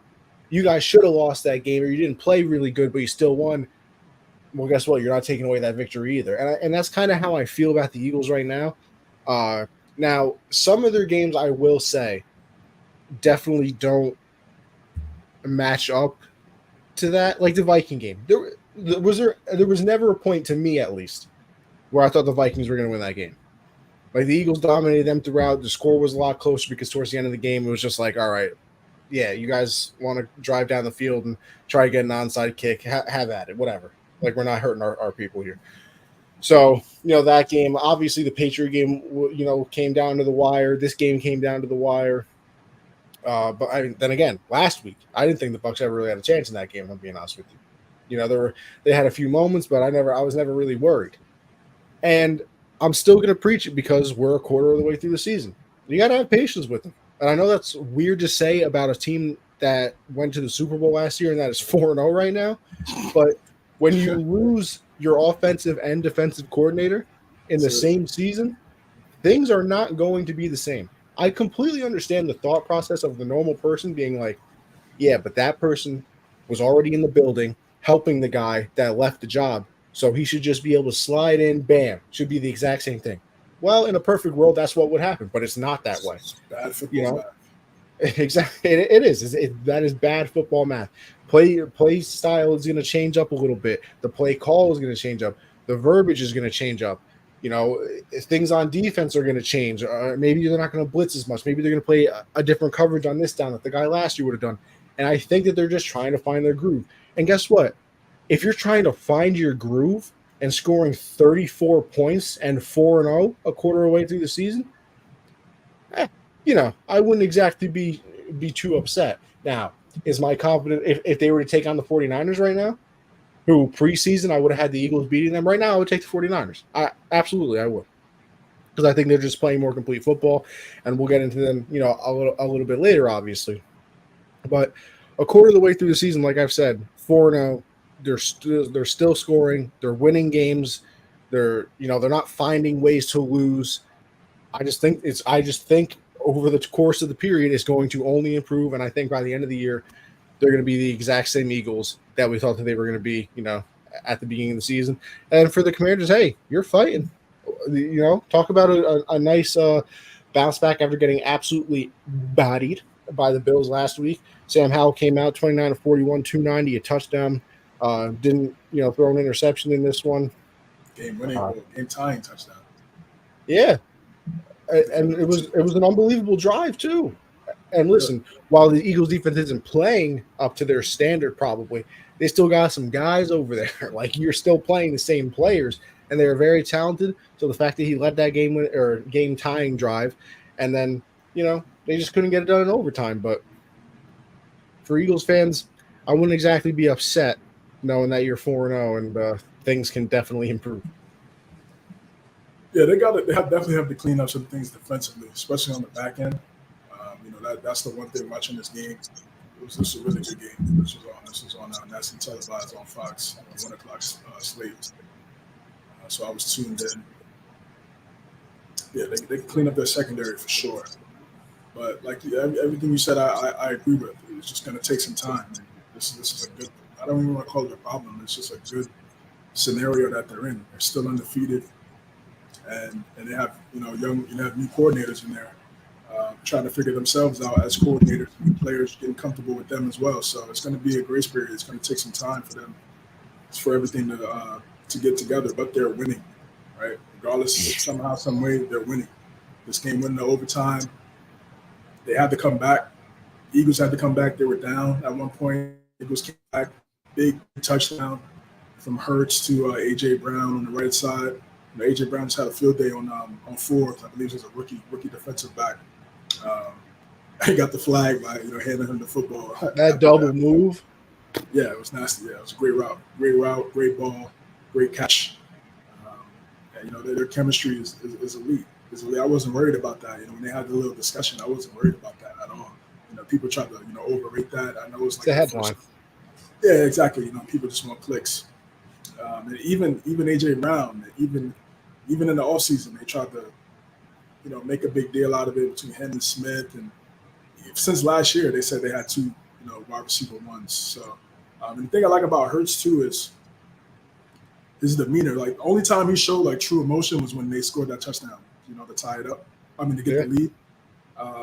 In the fourth quarter with like 90 seconds left, like 140 something left. Yeah, that was the only time he showed like real emotion. Other times throwing darts down the field, just even keel, calm, stoic demeanor, and that's what I like about him, man. He's gonna be great for a long time. The Eagles really, they really they found a guy, bro. They found a guy for real after what we saw with Wentz and that debacle, how that played out. And now Hurts is in there. Now a lot of people were questioning that move. They questioned Howie Roseman in that 2020 draft. 2020 draft class looking pretty good. He's in that. A lot of people forget he was a second round pick in that draft class. I know we think about the first few guys in the top 10, but this guy outside of Burrow into a bowl. So he's elite. He's elite. I know people are just waiting for him to like go back to what he was in 2021 and just waiting for that moment, but it's not going to happen because he's going to continue to get better. He's going to continue to grow. Swift, I know he didn't have like a big running game like you saw in past weeks, but that Commanders front line is pretty good. Like they got some dogs up there. Chase Young, Allen, Payne, Davis at linebacker. It's a pretty damn good front seven. So it wasn't going to be easy. People talked about the quarterback sneak, right? And how it's a cheat code. I like that other teams tried it, and a couple of the teams failed. I saw several teams try it. It clips the narrative that they need to get rid of the play. I'm happy that other teams tried it, because now we get to see like, okay, is it just that, or is it just Philadelphia? And it's Philadelphia. They have a great offensive line. Jalen Hurts is a strong quarterback. And they make it work. They practice it. They practice that every single day in the off season, in training camp, and they're just elite at it. You can't stop it. You got to have. It's just like the Warriors, like in basketball. Like everybody tries to shoot threes when they don't have Stephen Curry and Klay Thompson. You have to play to your personnel. So seeing these other teams try to do it and fail, and not try to go on 4th and 1 and not get it, come even close to it. It just goes to show how well prepared this team is, how great this roster is. This roster, man, it's just so elite. It's them in San Francisco. You just look at their rosters. It's like, wow, you're just so impressed from top to bottom, both sides of the football, all the talent that they have, and they're winning games. They're winning these games. So I know it doesn't look pretty, but every win is not going to look. It's not going to look like how the Cowboys blasted the Patriots, right? It's not going to look like how the Seahawks smoked the Giants. Those wins aren't always going to look that way. So, and it's a divisional game. So, the Commanders are going to get up for this game. I knew that. That's why when we did the predictions. Last 4 times they played, it's been close. Yeah, as expected. As a divisional game. As expected. You see that team twice a year. So, and you see them more than any other team that you play ever. So that's why when we did the predictions, like at first we thought, we're gonna blast them because based on what we saw the Commanders play against the Bills. But I was like, yeah, probably, maybe, but it's a divisional game. It's gonna be close, and it definitely was a close game. Went to OT. Can you pull back up what Good I said? Yes, sir. I guess the Super Bowl hangover theory can be officially put to bed. Yeah. Again, it's just a well-oiled machine, man. And they lost. They lost, and the way they lost, they easily should have won that game. Mahomes didn't even have he didn't go. I think he had like 198 yards, passing yards in that game. He didn't even have an ankle. Oh, he did that too. But he didn't even go crazy. He didn't have like a Mahomes type game that we're accustomed to seeing, and they were still able to get that win and still put up 38 points. It was crazy. It was crazy to watch how they kind of just like let that game slip. Little thing on Jalen Hurts. In the last 4 games that he's been down by 10 plus points, won them all. So I mean, it's not just a team where they can only play while they're ahead because they run the ball and this, that, whatever, blah blah blah. He's been down 10 points 4 times, and the last 4 times he's done it, they've won. So yeah, it's crazy, and people still hate on him, right? And they say, "Oh, look at the team that he has." My response to that is like, "What team? What do you want around? You want their team? That's what they want, bro. Like they want these. Like if it doesn't fit their narrative, he was playing for the Jets, or if he was playing for this team, what do you want me to do? You want me to go into, you want to call Doctor Strange real quick, see if I can go into the multiverse? Like I don't know what you want me to do here. He's plays for the Eagles. I can't listen unless they're going to trade him. I can't put him on the on the Cardinals. I'm sorry. Like you're faulting him for having a good front office and their ability to find players and be aggressive and put players around him so he can succeed. It's just such a dumb, lazy narrative when I see people say that, like, oh, it's easy to do when you got the best offensive line and the best. Like, no, it's not, because we saw Minshew in there last year, and he did solid one game, and then he was kind of just average, because that's what he is. He's an average quarterback. Jalen Hurts is not an average quarterback. He's an elite quarterback. He's top in MVP voting again this year. I got him second behind. I got him third right now. I put Brock Purdy second, but top 3. Really? Bro, he's like. Well, actually, no, I got McCaffrey second. I'm sorry. I was about to say. I was gonna get into it real quick. And then Hurts third, right? So he's gonna be in that MVP discussion going forward for the rest of his career because he's just that good. He's gonna continue to get better. So great win by the Eagles, and for the Commanders, man. I'll listen. I don't know what Sam Howell is. I don't know what he is, but the way he responded after last week says a lot. Is he Taylor Heineke 2.0? Is he Gardner Minshew 2.0? We got to see more games. I was going to say, you at least know as a Commanders fan you can give him more time. You know what I mean? At least this season, yeah. That's what I'm saying. Listen, do you want to have question marks at your quarterback position? Obviously not. Perfect world, you want to go into the year knowing, all right, this is a guy. But there's only so amount of teams that have that. For Sam Howell and Commanders fan, it's like, I don't know if we have a guy, but we don't have somebody that I know I need to move on from. And I think that's step one, honestly. Because there's some quarterbacks playing in the league right now that you're like, all right, we got to get the guy out of here. Yes. And that he is not in that category. So, I mean, you give him the season and you kind of go from there. Like, honestly, I don't even think it's a game-by-game basis. You give him the season, you find out how he does. If he turns out, listen, by the end of the season, if he's 15 touchdowns and 27 interceptions, hey, listen, then things start to change. And you go, I was gonna say, things start to change. And you say, okay, maybe we don't need that guy on the team. But it's going to be completely different if he goes, 25 touchdowns, 28 touchdowns, and 12 or 10, something of that nature, where it's like, okay, time to give him another season.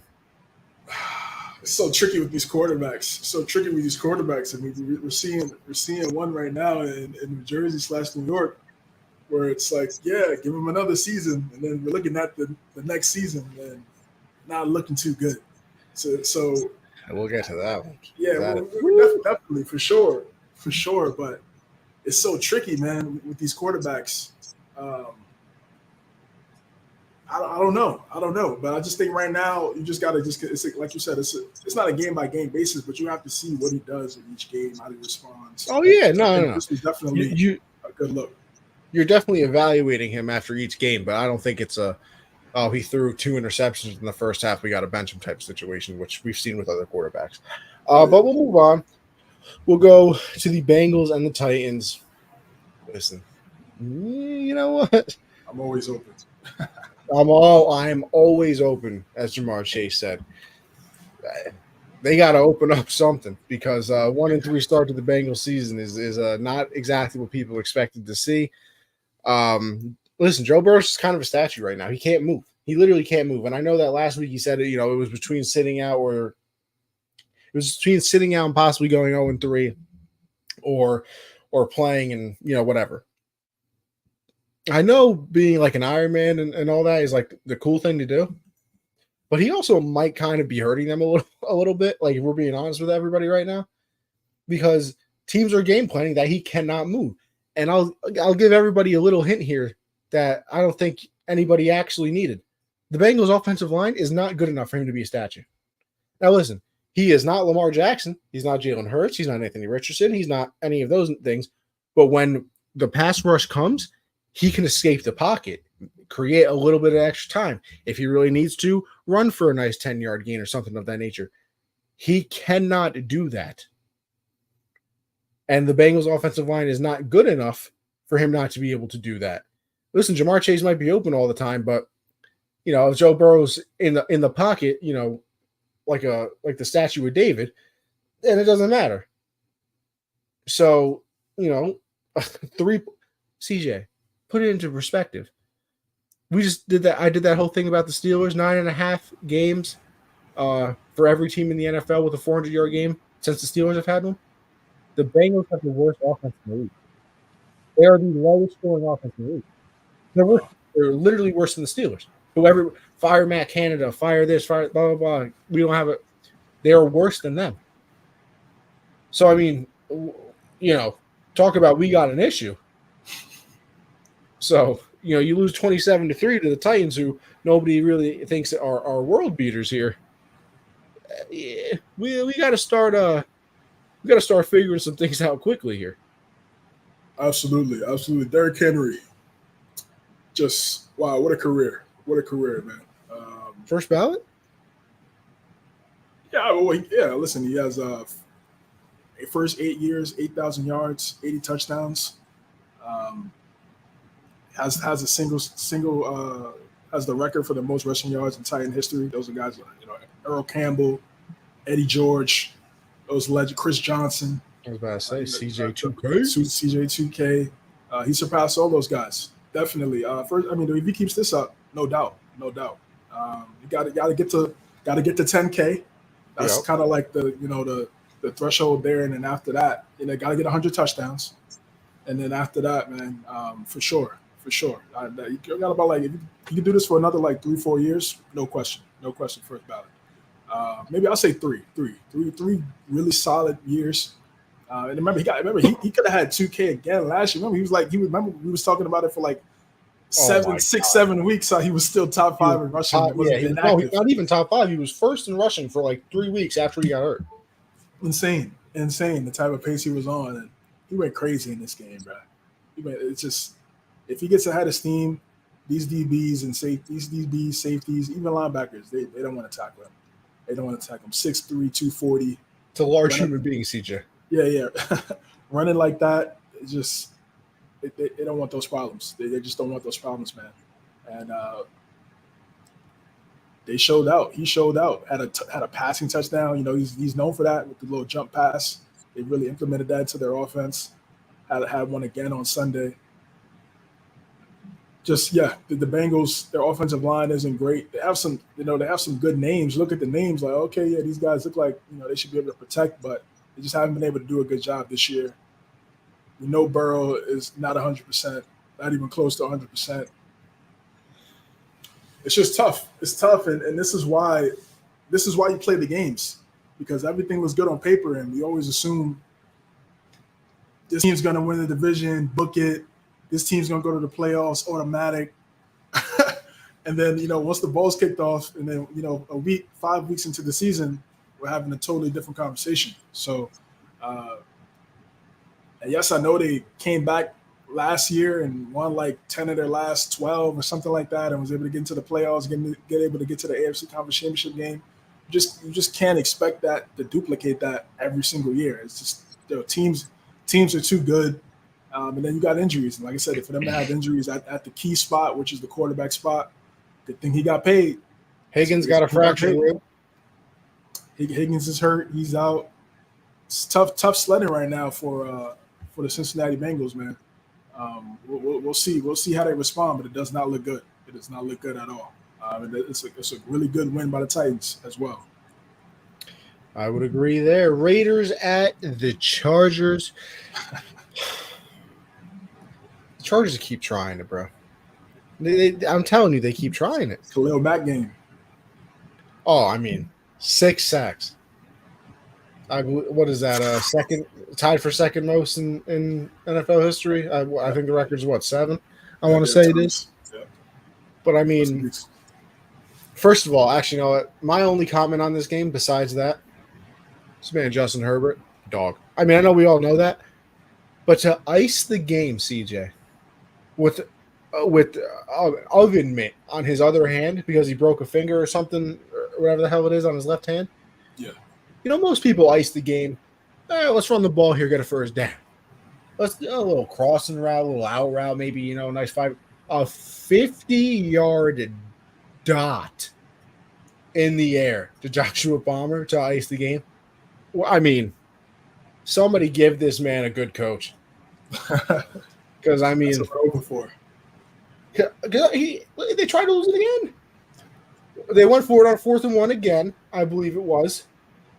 They get stopped, and the only reason they you know, are in the position that they're in to win the game is because this man, Aiden O'Connell, you know, who, listen, played a good game, honestly, 24-17 against the Chargers, throws an interception to Asante Samuel Jr. in the end zone on what was a terribly designed play. It was either a terribly designed play or a terribly executed. I'm not exactly sure which one it is. But a little bit of both. Yeah, because it kind of looked like they were sleepwalking out there when they were supposed to be doing the rub routes or whatever it was.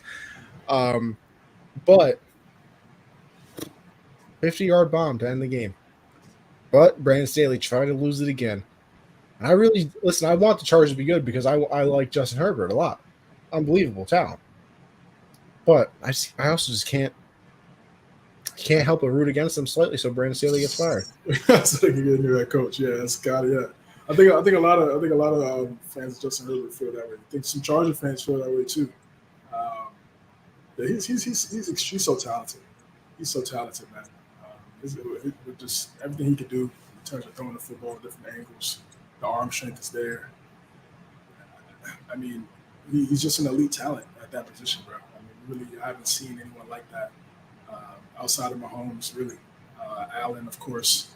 But, you know, he's one of those rare dudes. He's one of those rare guys.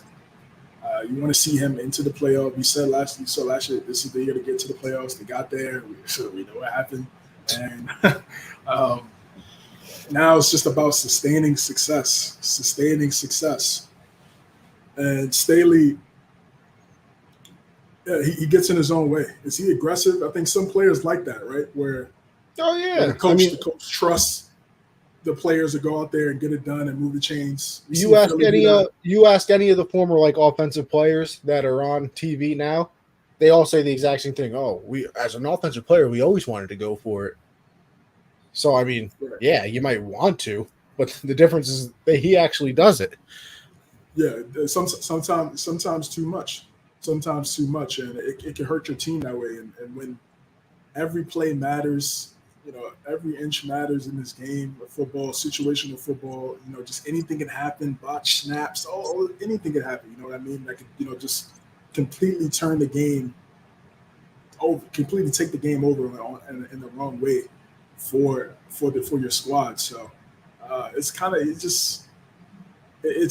weird. It's weird, but they're always going to be in games because they have number 10 on the center. Like you said, that pass that he threw was crazy. Like I said, the arm talent for him to again have an injury and still make those passes. Khalil Mack, bro. I mean, wow, welcome to the league. Welcome back. I don't know what to really say. I mean, he's kind of had I haven't really said his name in a little bit in a while. It's been a while since we've said Khalil Mack has had a great game. It's not like he's missed time. He's been out there. I know he gets doubled. I know teams game plan for him, but he had a crazy game. I don't know what offensive line The Raiders haven't had an offensive line, and man, I don't even know. I can't even put a year on it because they really never been that good. So I don't even know when was the last time they had a decent offensive line. Maybe Rich Gannon days, but they need to do something. Obviously what happened when Chandler Jones gets released, he has to figure out his life and what he has going on with that outside of football. I mean, they released him already, so. Oh yeah, no, I'm saying they cut him. Oh no, absolutely. I mean, yeah, he was obviously, no matter what he says, it seemed to be a medical emergency. I would say. Yeah, it's whatever's going on, man. Hope for the best for that guy. But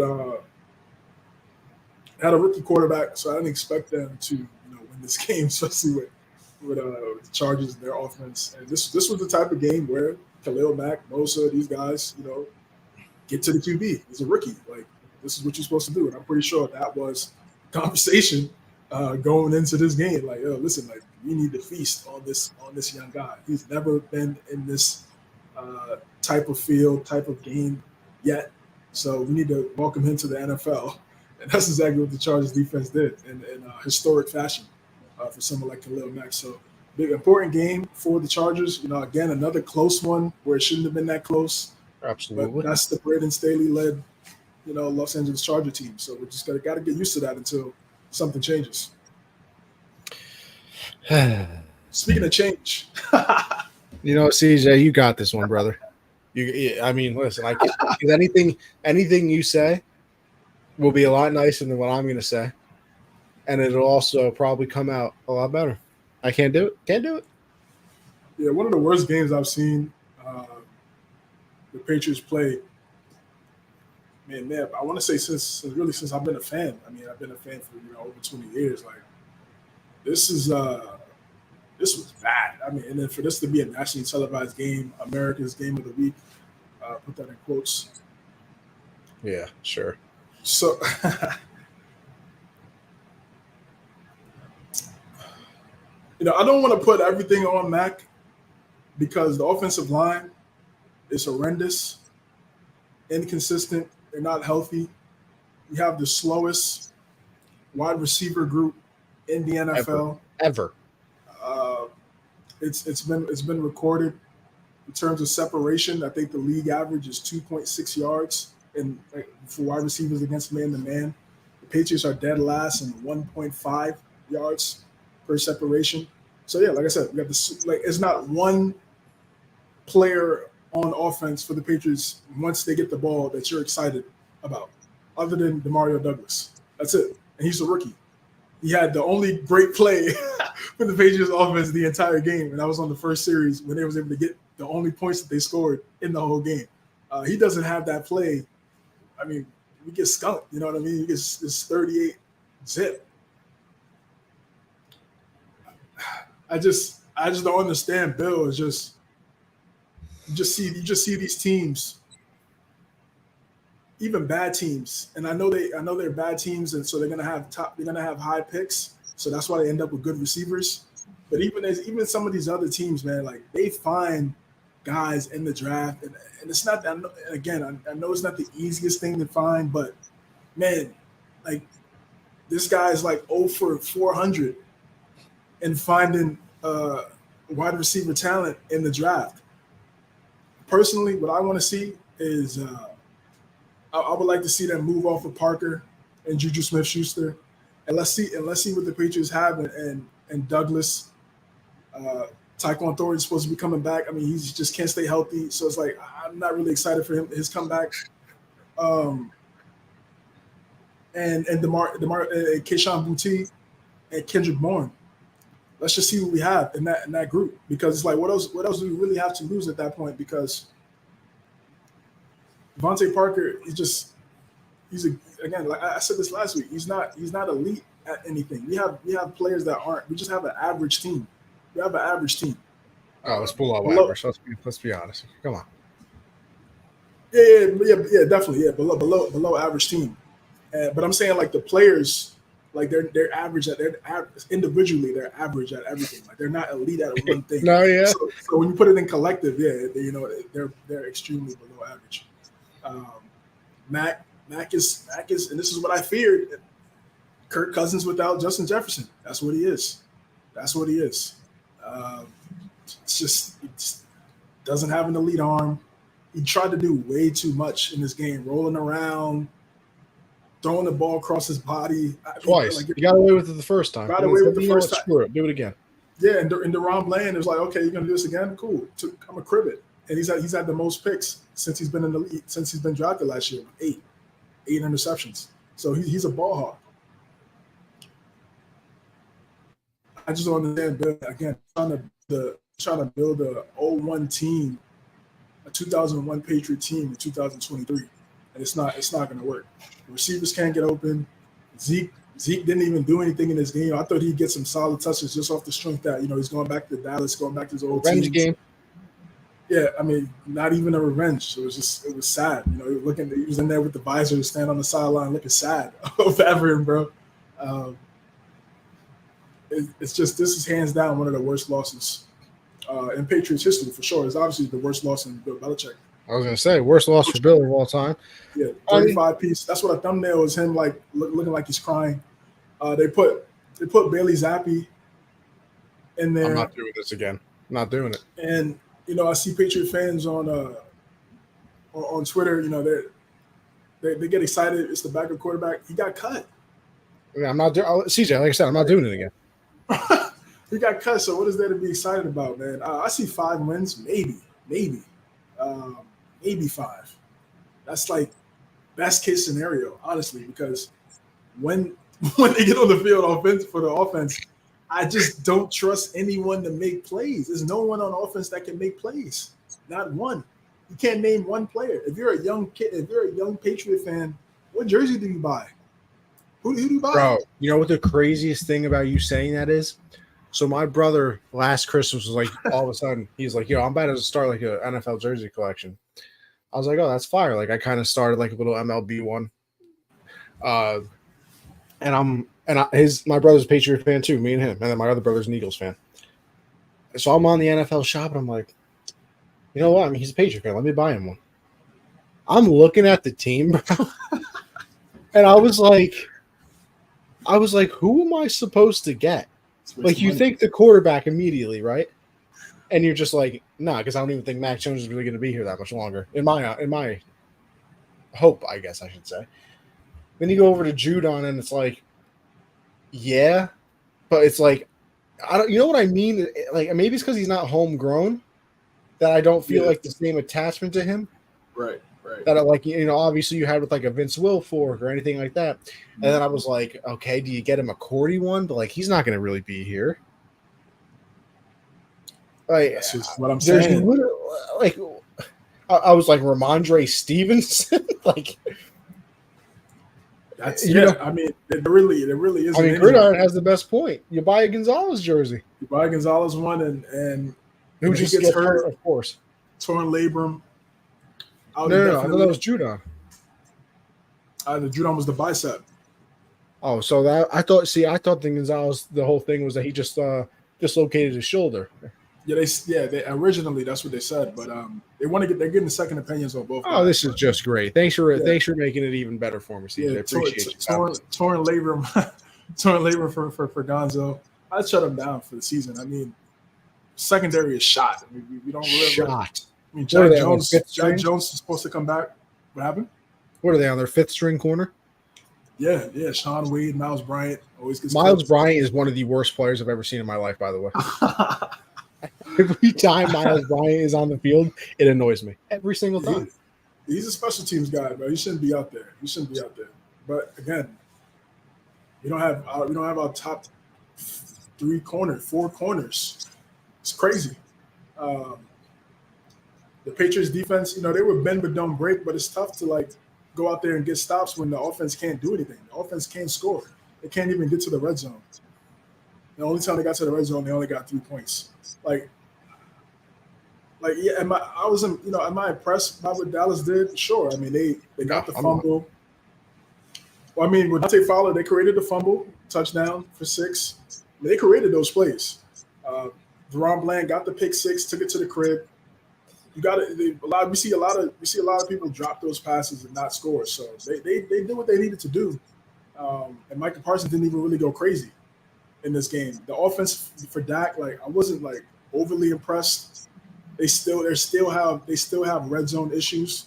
That we'll see if they figure that out when they go up against San Fran on Sunday Night Football. I'm gonna have to guess with no, but yeah, it's gonna be an interesting watch for sure. But credit to Dallas. They did what they need to do: protect home court, get a dub after losing to the Cardinals last week. Yeah, this Patriot team is just a joke, man. It's just laughable. Offensive laughable. Defense is injured. It's just one of those seasons. It's just one of those seasons, man. And Patriot fans, this is what it looks like when you don't have an elite quarterback. You know, when you're laughing at these other teams for the last 20 years that didn't have a good quarterback play, and we did. Tables have turned.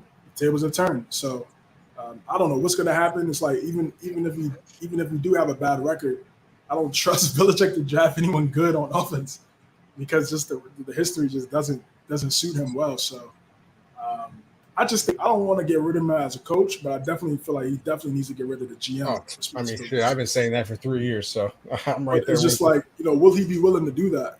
Probably not. Will he resign if Kraft goes to him like we got to let somebody else be the GM here because look you're trash, brother. Yeah, I mean, you gotta look in the mirror. Like, so we'll see what type of conversation that they have because Kraft did say he expected the playoffs this year. At the beginning of the season, he expected us to get back to winning football. That's not going to happen. I could break that news to him. I'm sure he saw it live from the skybox on Sunday. That's not going to happen. So, just a disappointing loss, and just Patriot fans get used to more disappointing losses this season. So, Cardinals and the 49ers. McCaffrey game. Yeah, I mean, listen. Second in the MVP voting for me right now. It's a quarterback award, so it doesn't matter because he'll never get it. But 4 total touchdowns on the day. I think he's on pace for like over 1,500 rushing yards and like somewhere in like the 800 yard or was it 800 or 500 yard receiving, and then I think like 28 total touchdowns or something insane like that. So I mean, listen, when he got traded there, you should have known this was going to happen. What are they like? I think they've lost 1 game since he's gotten traded there, and I think it was his first game when they played the Chiefs. Yeah, the team is unbelievable. I've gone over the roster 945 times, so I'm not going to do it again. But 49ers did what they had to do. Yeah, exactly, man. It's a dominant performance by McCaffrey. I'm just glad that he's healthy. It was never about talent, and I'm glad he's on a good team. He doesn't have to do everything, and the game just is going to become so easier for him. Great O-line, great play caller. And Kyle Shanahan, they're the best team in football. That's it. They're the best team in football, top to bottom, 1 through 53. They have the best guys. And only thing I want to see, last thing for me for this game is only thing I want to see from Brock Purdy is how can he handle adversity in game. Now I know he got injured and came back. That's great. I didn't think he'd be able to come back. They were saying Tommy John. You hear something like that, you're like, you're going to miss like half the season going into next year. But he came back, won the job. They traded Lance. His record as a starter, I think he's still undefeated as a starter in the regular season. So I just want to see when the games get close, what is he going to be able to do? Because that game against Dallas in the playoffs was close. Just Dak was worse in that playoff game. So they were able to skate by and get it done. Gridiron says, I think Anthony Lynn's the greatest mind at running the ball. Yeah, he's great. Yeah, he's great. I mean, that's what he did when he was a player. I believe he was on that Bronco team with Mike Shanahan. So he knows that West Coast offense really well. And losing someone like Mike McDaniel as a run game coordinator and bringing in someone like Anthony Lynn, who's been a head coach in this league and understands situations and things like that. And of course, you have to have the talent. Players make the coaches always. So when you have a combination of both, he's in a great position right now, man. I'm happy for him. Still been able to, still coach at a high level even as a coordinator, and they're doing well. Like I said, it's the best team in the world, and they're showing why. And I can't wait for that. I can't wait for this game against the Cowboys on Sunday night. I would agree with you there. Speaking of Sunday night, the Chiefs took on the Jets in what was a very surprising game, as I'm sure everybody and their mother thought that the Jets were going to get blown out, and they certainly did not. Zach Wilson actually looked good in this game. Aaron Rodgers was in attendance. Maybe settle some things down, give Zach some confidence, or give him some pointers. I know that he was up, in the owner's box, but still having him there, kind of in the locker room and everything of that nature. Maybe pregame, telling everybody to calm the hell down. But yeah, I mean, listen, Zach Wilson, you got to give credit where credit is due. He had a good game, and I mean, it obviously also helped that Patrick Mahomes looked like Zach Wilson.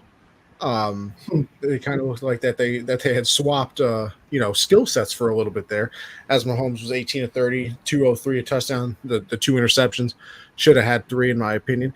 Listen, I'm sorry. Oh, but first, Zach Wilson, 28 39, 245, two touchdowns, no interceptions. So, like I said, did have a very good game. You gotta give him credit where credit is due. But still lost. And I will say, how was a holding call not called on the Chiefs on that like 3rd and 22 or 3rd and 20 run against the left tackle? I mean, I saw it in real time. I literally said to my TV, of course, I said, "Oh, that's a hold. Well, he'll be brought back." And then I see a flag get thrown, and it was defensive holding anyway. And I was like, "Oh, well, that's interesting." And then you have the Sauce Gardner play. Listen, letter of the law, like the very strict law, maybe that's a holding or a pass interference or illegal contact, whatever the hell the call was. Calling it there, crazy. I'm sorry. Yeah, it was close. I absolutely despised the call. Absolutely despised it. Yeah, it was close. It was a close call. Went down to the wire. There's definitely some questionable decisions made by the refs during the game. Typical. Typically it is. We already know it's going to happen. It was a good game by Zach Wilson. I mean, I guess like what are we like? We're just going to just. Well, what else are we going to see? Can we see another game? I feel like kind of people are just like, since he had a solid, decent game, people are giving him like the benefit of the doubt. Like he has to go out there and crown him, then crown their asses. He has to go out there and dominate. I know he has a great defense. Brees Hall played well. When they're running the football, it makes things much easier for him, for sure. It makes reads easier, and he just has to minimize the mistakes. Did a solid job, but I'm not like overly impressed. I think a lot of people got on Rodney Harrison because he called him garbage, and the presser. Which are the same people that were calling him garbage his entire career. Yeah, that's what I'm saying. Everybody, he has one decent game against Patrick Mahomes on Sunday night.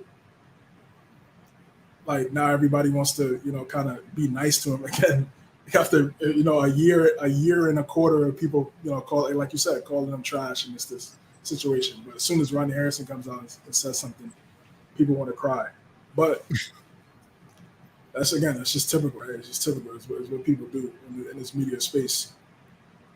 I just want to see. Let's see another game, and let's see them win the game. I mean, he still wasn't perfect. He had a fumble. Like he still had a fumble where that obviously could have changed the game as they were driving.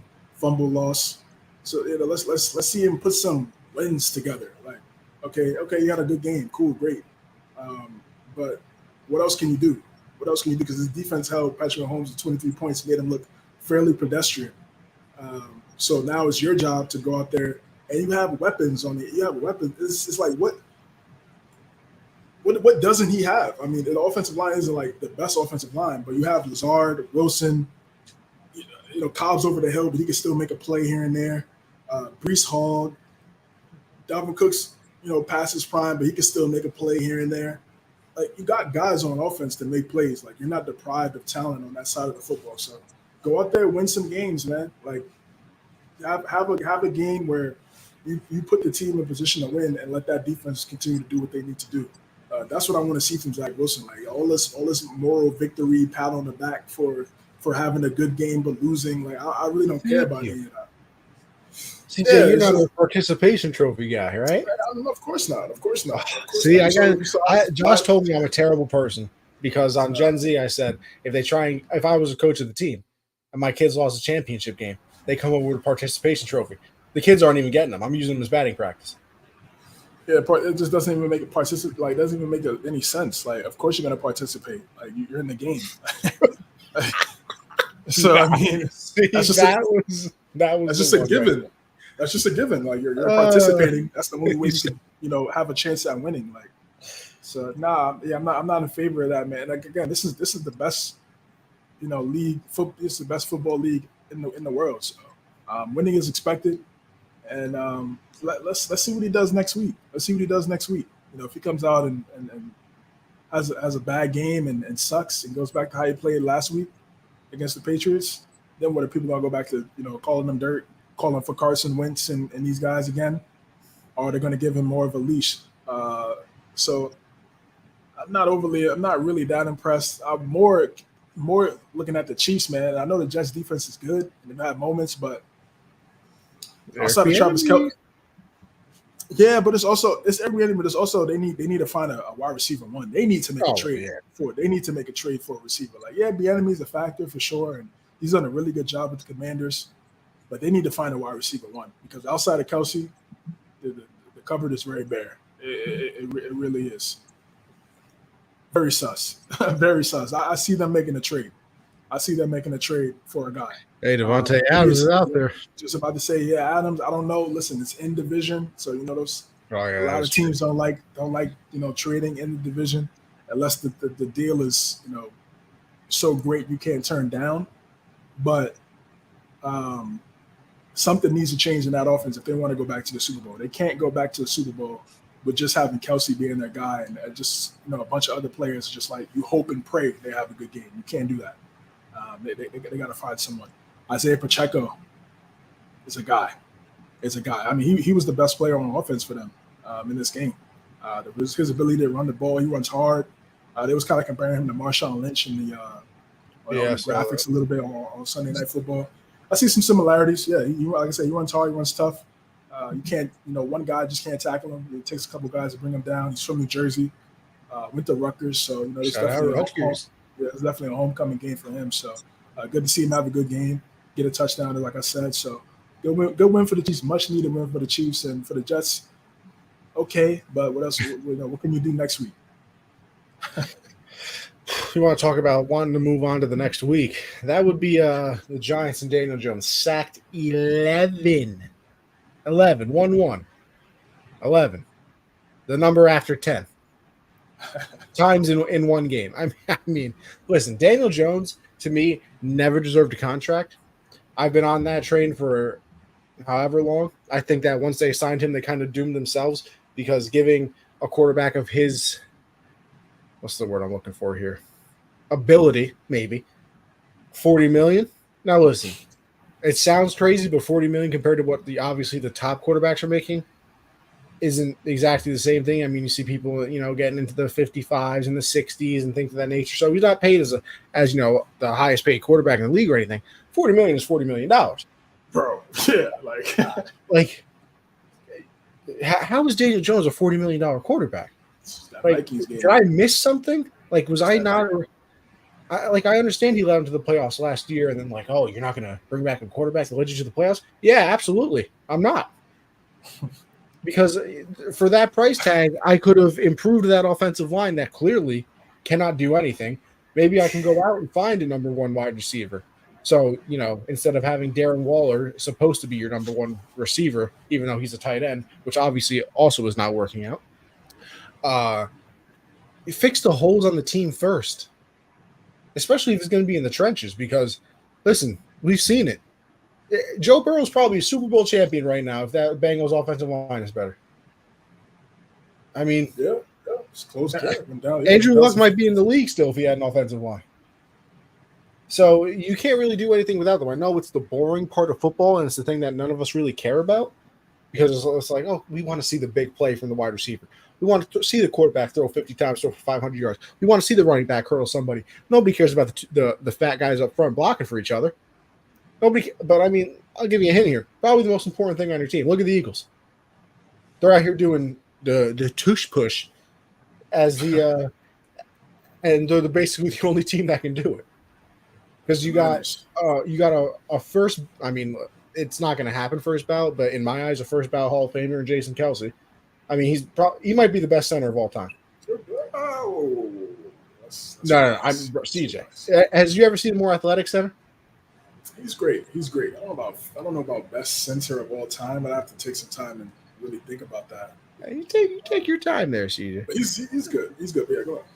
But I mean, you need an offensive line, and you could have taken that $40 million and spread it out a little bit, but no, you gave it to Daniel Jones, who I don't even think had. I can't remember his exact stats last year, but he's passing touchdowns. Yeah, all right. See, I wanted to say that, but I thought that I was hallucinating, and I was like, "There's no way I got to be off. Like the number can't be that low." It is. Like, what are we talking about, bro? Like $40 million for 12 touchdown passes. Oh, he had like 9 on the ground though, so that's technically 21. Oh, didn't ask. I'm sorry, but I didn't. So, Giant fans, have fun.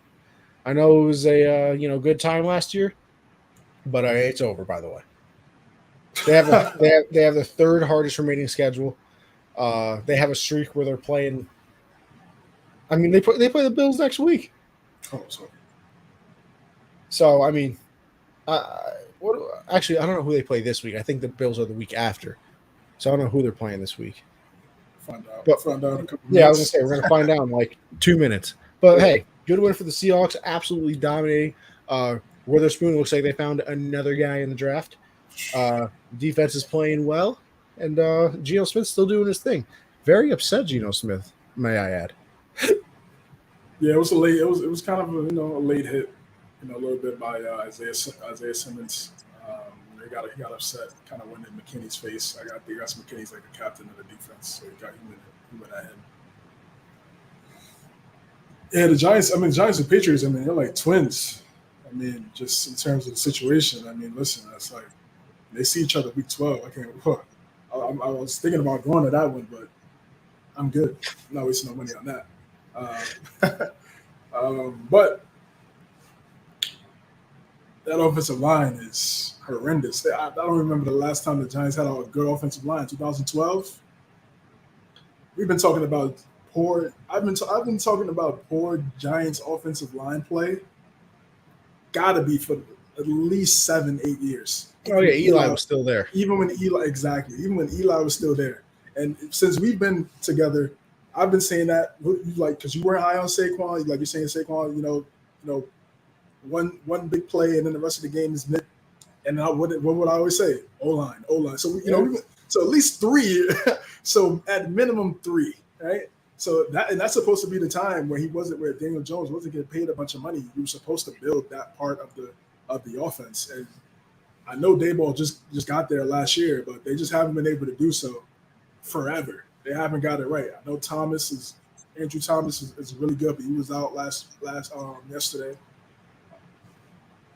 That's a problem. And Daniel Jones was never worth $40 million. So I said this even last year. I know he had a good game against the Vikings. Everybody had a good game against that Vikings defense last year. Mac Jones had 383 yards against that Vikings defense on Thanksgiving last year. Okay, the Vikings had one of the worst secondaries ever a season ago. They go to Philadelphia 38-7. So it's just like I just knew he wasn't that guy. They should have franchise tagged him. It would have been cheaper to give Saquon a long-term deal, who he still can't stay healthy. He has a high ankle sprain already this early in his career, but it still would have been cheaper to pay Saquon than 13 is obviously significantly less than 40 per. Some good math right there, CJ. 1,000%. So he's just not that guy. It looked like I think it might have been 14-10, 14-3. It was 14-3, and they were driving. I'm like, okay, they could get, they score right here, or at least a field goal. Defense get a stop. They could go and try to get another drive, at least tie it, 2-point conversion. What happens? Pick 6, 97-yard pick 6. Devin Witherspoon, top 5 pick. Man, talented. The guy's talented. Had a couple sacks. That defense is really good. Prayers up to Jamal Adams. He had just came back and then got hurt. The concussion. I mean, he just can't catch a break since being a Seattle Seahawk. It's tough. Prayers up to him for sure. But Bobby Wagner, 17 tackles in this game. Being a leader of this defense. The offense did solid. Gino had that nice touchdown drive, and then Noah Fant had that big run up the sideline from the pass from Drew Lock when Smith went out for a couple plays. And that was really the game. It wasn't an exciting game at all, outside of really the pick six from Witherspoon. I don't understand why Darren Waller can't get involved in the offense. I mean, it'd be different if he was getting a bunch of targets and he was dropping balls, but he only had 3 receptions yesterday. That's it, just 3. And the 2 came when they already lost. So he had 1 reception when they were like at least in the game. I don't understand that. I mean, Brian Daboll's an offensive-minded guy. This is an example of an offensive-minded head coach that can't save a quarterback. So, again, we get on the defensive guys with young quarterbacks. Here's an offensive guy with a young quarterback, and he did look good last year, and only looked good last year because Saquon was healthy. So when Saquon comes back, will this offense look different? I believe so, yes. But again, maybe they're a better running offensive line than passing. Clearly, they're better. Have to be at least better running. If you're worse, then I mean, we got real issues. Yeah. So seriously. So that's what you have to hope for. Saquon comes back, and it kind of revitalizes this offense, and it makes Daniel Jones look like how he looked last year. But that offense is sad. Looks like an overpay, and they can't get rid of him until after next year. So it's this year and next year that they have to have Daniel Jones as their quarterback. No one's obviously trading for him. So this is a tough situation for the Giants, man. You just have to really hope he just throws this game out the window mentally and gets back to the drawing board and locks in. Because it's still an early season. It's still early, and they're only 2 games under 500. Like, that's how you have to look at it if you're a head coach talking to your guys. We were still only 2 games. Thibodeau looked great. He looked great. He had 2 sacks. He looked good. Had some nice pass rushing moves. Got to the quarterback. That was probably the only good thing about the Giants. Was Thibodeau getting to the quarterback a couple times. He did look good for sure. I forgot to mention that. That was a good call by Gridiron. But yeah, man, this offense is sad, man, and they got to figure some things out fast because it doesn't look good. Well, let's figure out who we think is going to win in Week 5 of the NFL, because that's what we're going to get into now. As CJ is going to pull that up for everybody. Gridiron, obviously, if you want to, play along with us too, see, who we think is going to win in Week 5. Got some pretty decent games this week, I would think. I know the bye week start this week as well. Absolutely screwing me in fantasy, by the way. I just wanted to throw that out there. These bye weeks are, but different problem for a different day. Browns, Chargers, Seahawks, Bucks, they are all on bye. So no Herbert, no Deshaun, all those players involved with those teams, obviously. But all right, CJ, you want to take us through all this? So we got Thursday Night Football, Bears and the Commanders. I'm going to go with the Commanders. I will agree with you on that one. There's no trust Chicago at all. Jaguars and the Bills. I got Buffalo. They're at home again. I think they're going to have a good game, but I think it'll be more competitive. This is the London game. Oh, my fault. Yeah, this is the London game. My bad. Oh, so I'm still taking Buffalo. I'm still taking Buffalo. I will. Yeah, I know. I will still take Buffalo as well. So weird though. What did the Jaguars do? 2 weeks in a row in London? Like they've been banished. I don't know what they've done yet, but I'm taking Buffalo. I think this game will be much more competitive. Texans and the Falcons. I think CJ Stroud continues to continue this rookie of the year run. But this game, I got Houston. Yeah, I got Houston as well. The Falcons are the favorite in this game, and I really don't understand why. And Vegas is usually right on things, so I'm concerned, but I'm still taking the Texans. Yeah, I'm taking Houston as well. Panthers, Lions, I got Detroit. I will also take Detroit. Titans and the Colts, AFC South divisional game. This game is going to be close. And I'm going to go with Tennessee. I like what I saw last week. I don't know if they weren't able to stop the Rams. They weren't able to stop Williams from the Rams. It's tough for me to see them being able to stop Derrick Henry. So I'm gonna go with the Titans. I think Colts showed me something. Give me the Colts in this. Okay. Skip. I mean, Dolphins and Miami. I mean, come on. Dolphins and the Giants. Yeah, I got Miami. Yeah, I'll take Miami. Saints and the Patriots. Patriots at home. It doesn't matter. I got New Orleans, man. Yeah, I got New Orleans too. No Judon, no Gonzalez now. We're really screwed. Nah, I tell you, it's terrible. Ravens and the Steelers. This used to be a classic. This game, it's going to be a close game. It's still going to be a close game because it'll end up being it somehow. Yeah, it'll end up being like 9-6 going into the fourth quarter. I can see something like that. But I'm taking Baltimore. Yeah, give me Baltimore. Bengals and the Cardinals. Isn't it crazy that this is a game? Yeah, you'd be like, oh, what you mean? Yeah, Cincinnati all day. I'm gonna still go Bengals, but I'm not that confident based on what I saw last week. I'm gonna still go Cincinnati. They still have a better roster, I should say. I'm actually going to take the Cardinals. I really am. Yeah, I mean, listen, I would not be shocked if they win that game. Eagles and the Rams. This is a good game. I know the Rams are 500, but I think this is a good game. It's at SoFi. I'm taking Philadelphia though. I think this will be a really competitive game though. I will take the Eagles as well, but I agree with you there that I think it'll be very competitive. You got Zach Wilson versus Russell Wilson. I'm gonna take Russell Wilson. And this one against the Broncos and the Jets. I'm actually going to take Zach Wilson. Wow, taking I can't wait to see that game, man. 425. Mainly because of the defense. Don't get it twisted. All right, we got the Chiefs and the Vikings. I can see this. I can see a few points being scored, but I don't trust Kirk Cousins at all. So I think this is like the CBS primetime game too. So yeah, we know what time it is when it comes to that. So I got the Chiefs. Yeah, I will. I'll take the Chiefs as well with you there. Sunday night football rivalry for so long, for so many years. Both of these teams have met in the playoffs over the last 2 years. Cowboys, 49ers. I got the Niners. I told you at the beginning of the season, and it still rings true. I might not pick against them the entire year. Okay. And then we got Monday Night Football to finish out Week 5, the Packers and the Raiders. I'm taking Green Bay. I don't know what I'm gonna get from Vegas. I'm actually gonna take the Raiders. I'm gonna take the Raiders. Still don't know what we're gonna get from that team. Just Jimmy G's back. Big things. Let me go quickly through it.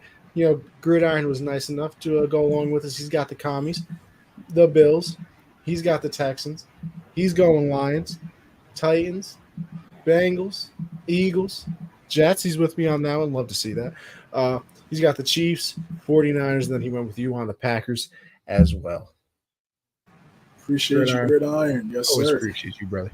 Yes, sir, brother. We appreciate you, man. That wraps up the show, man. Connie, let the people know where they can find you. Listen, Anthony Conover _ over there on Twitter. Make sure you follow the Hard Count on Twitter as well. Make sure you like and subscribe. Share it if you haven't already. Make sure you go like the Facebook page. Listen, do all the liking. Do all the subscribing. Wherever you can find us, make sure you give us a follow there. But I appreciate everybody for tuning in. And CJ, where can they find you there, brother? James _ on X, CJ.James9 on IG. Everything I got going on, CJ versus the World Gaming Channel, MNC Hoops, All NBA podcasts as well. So Knicks Boulevard coming back as well as Knicks season right around the corner also. So look out for me on those platforms. Thank you guys. Yes, sir. With all that being said, appreciate everybody for tuning in, and we'll catch you on the next one.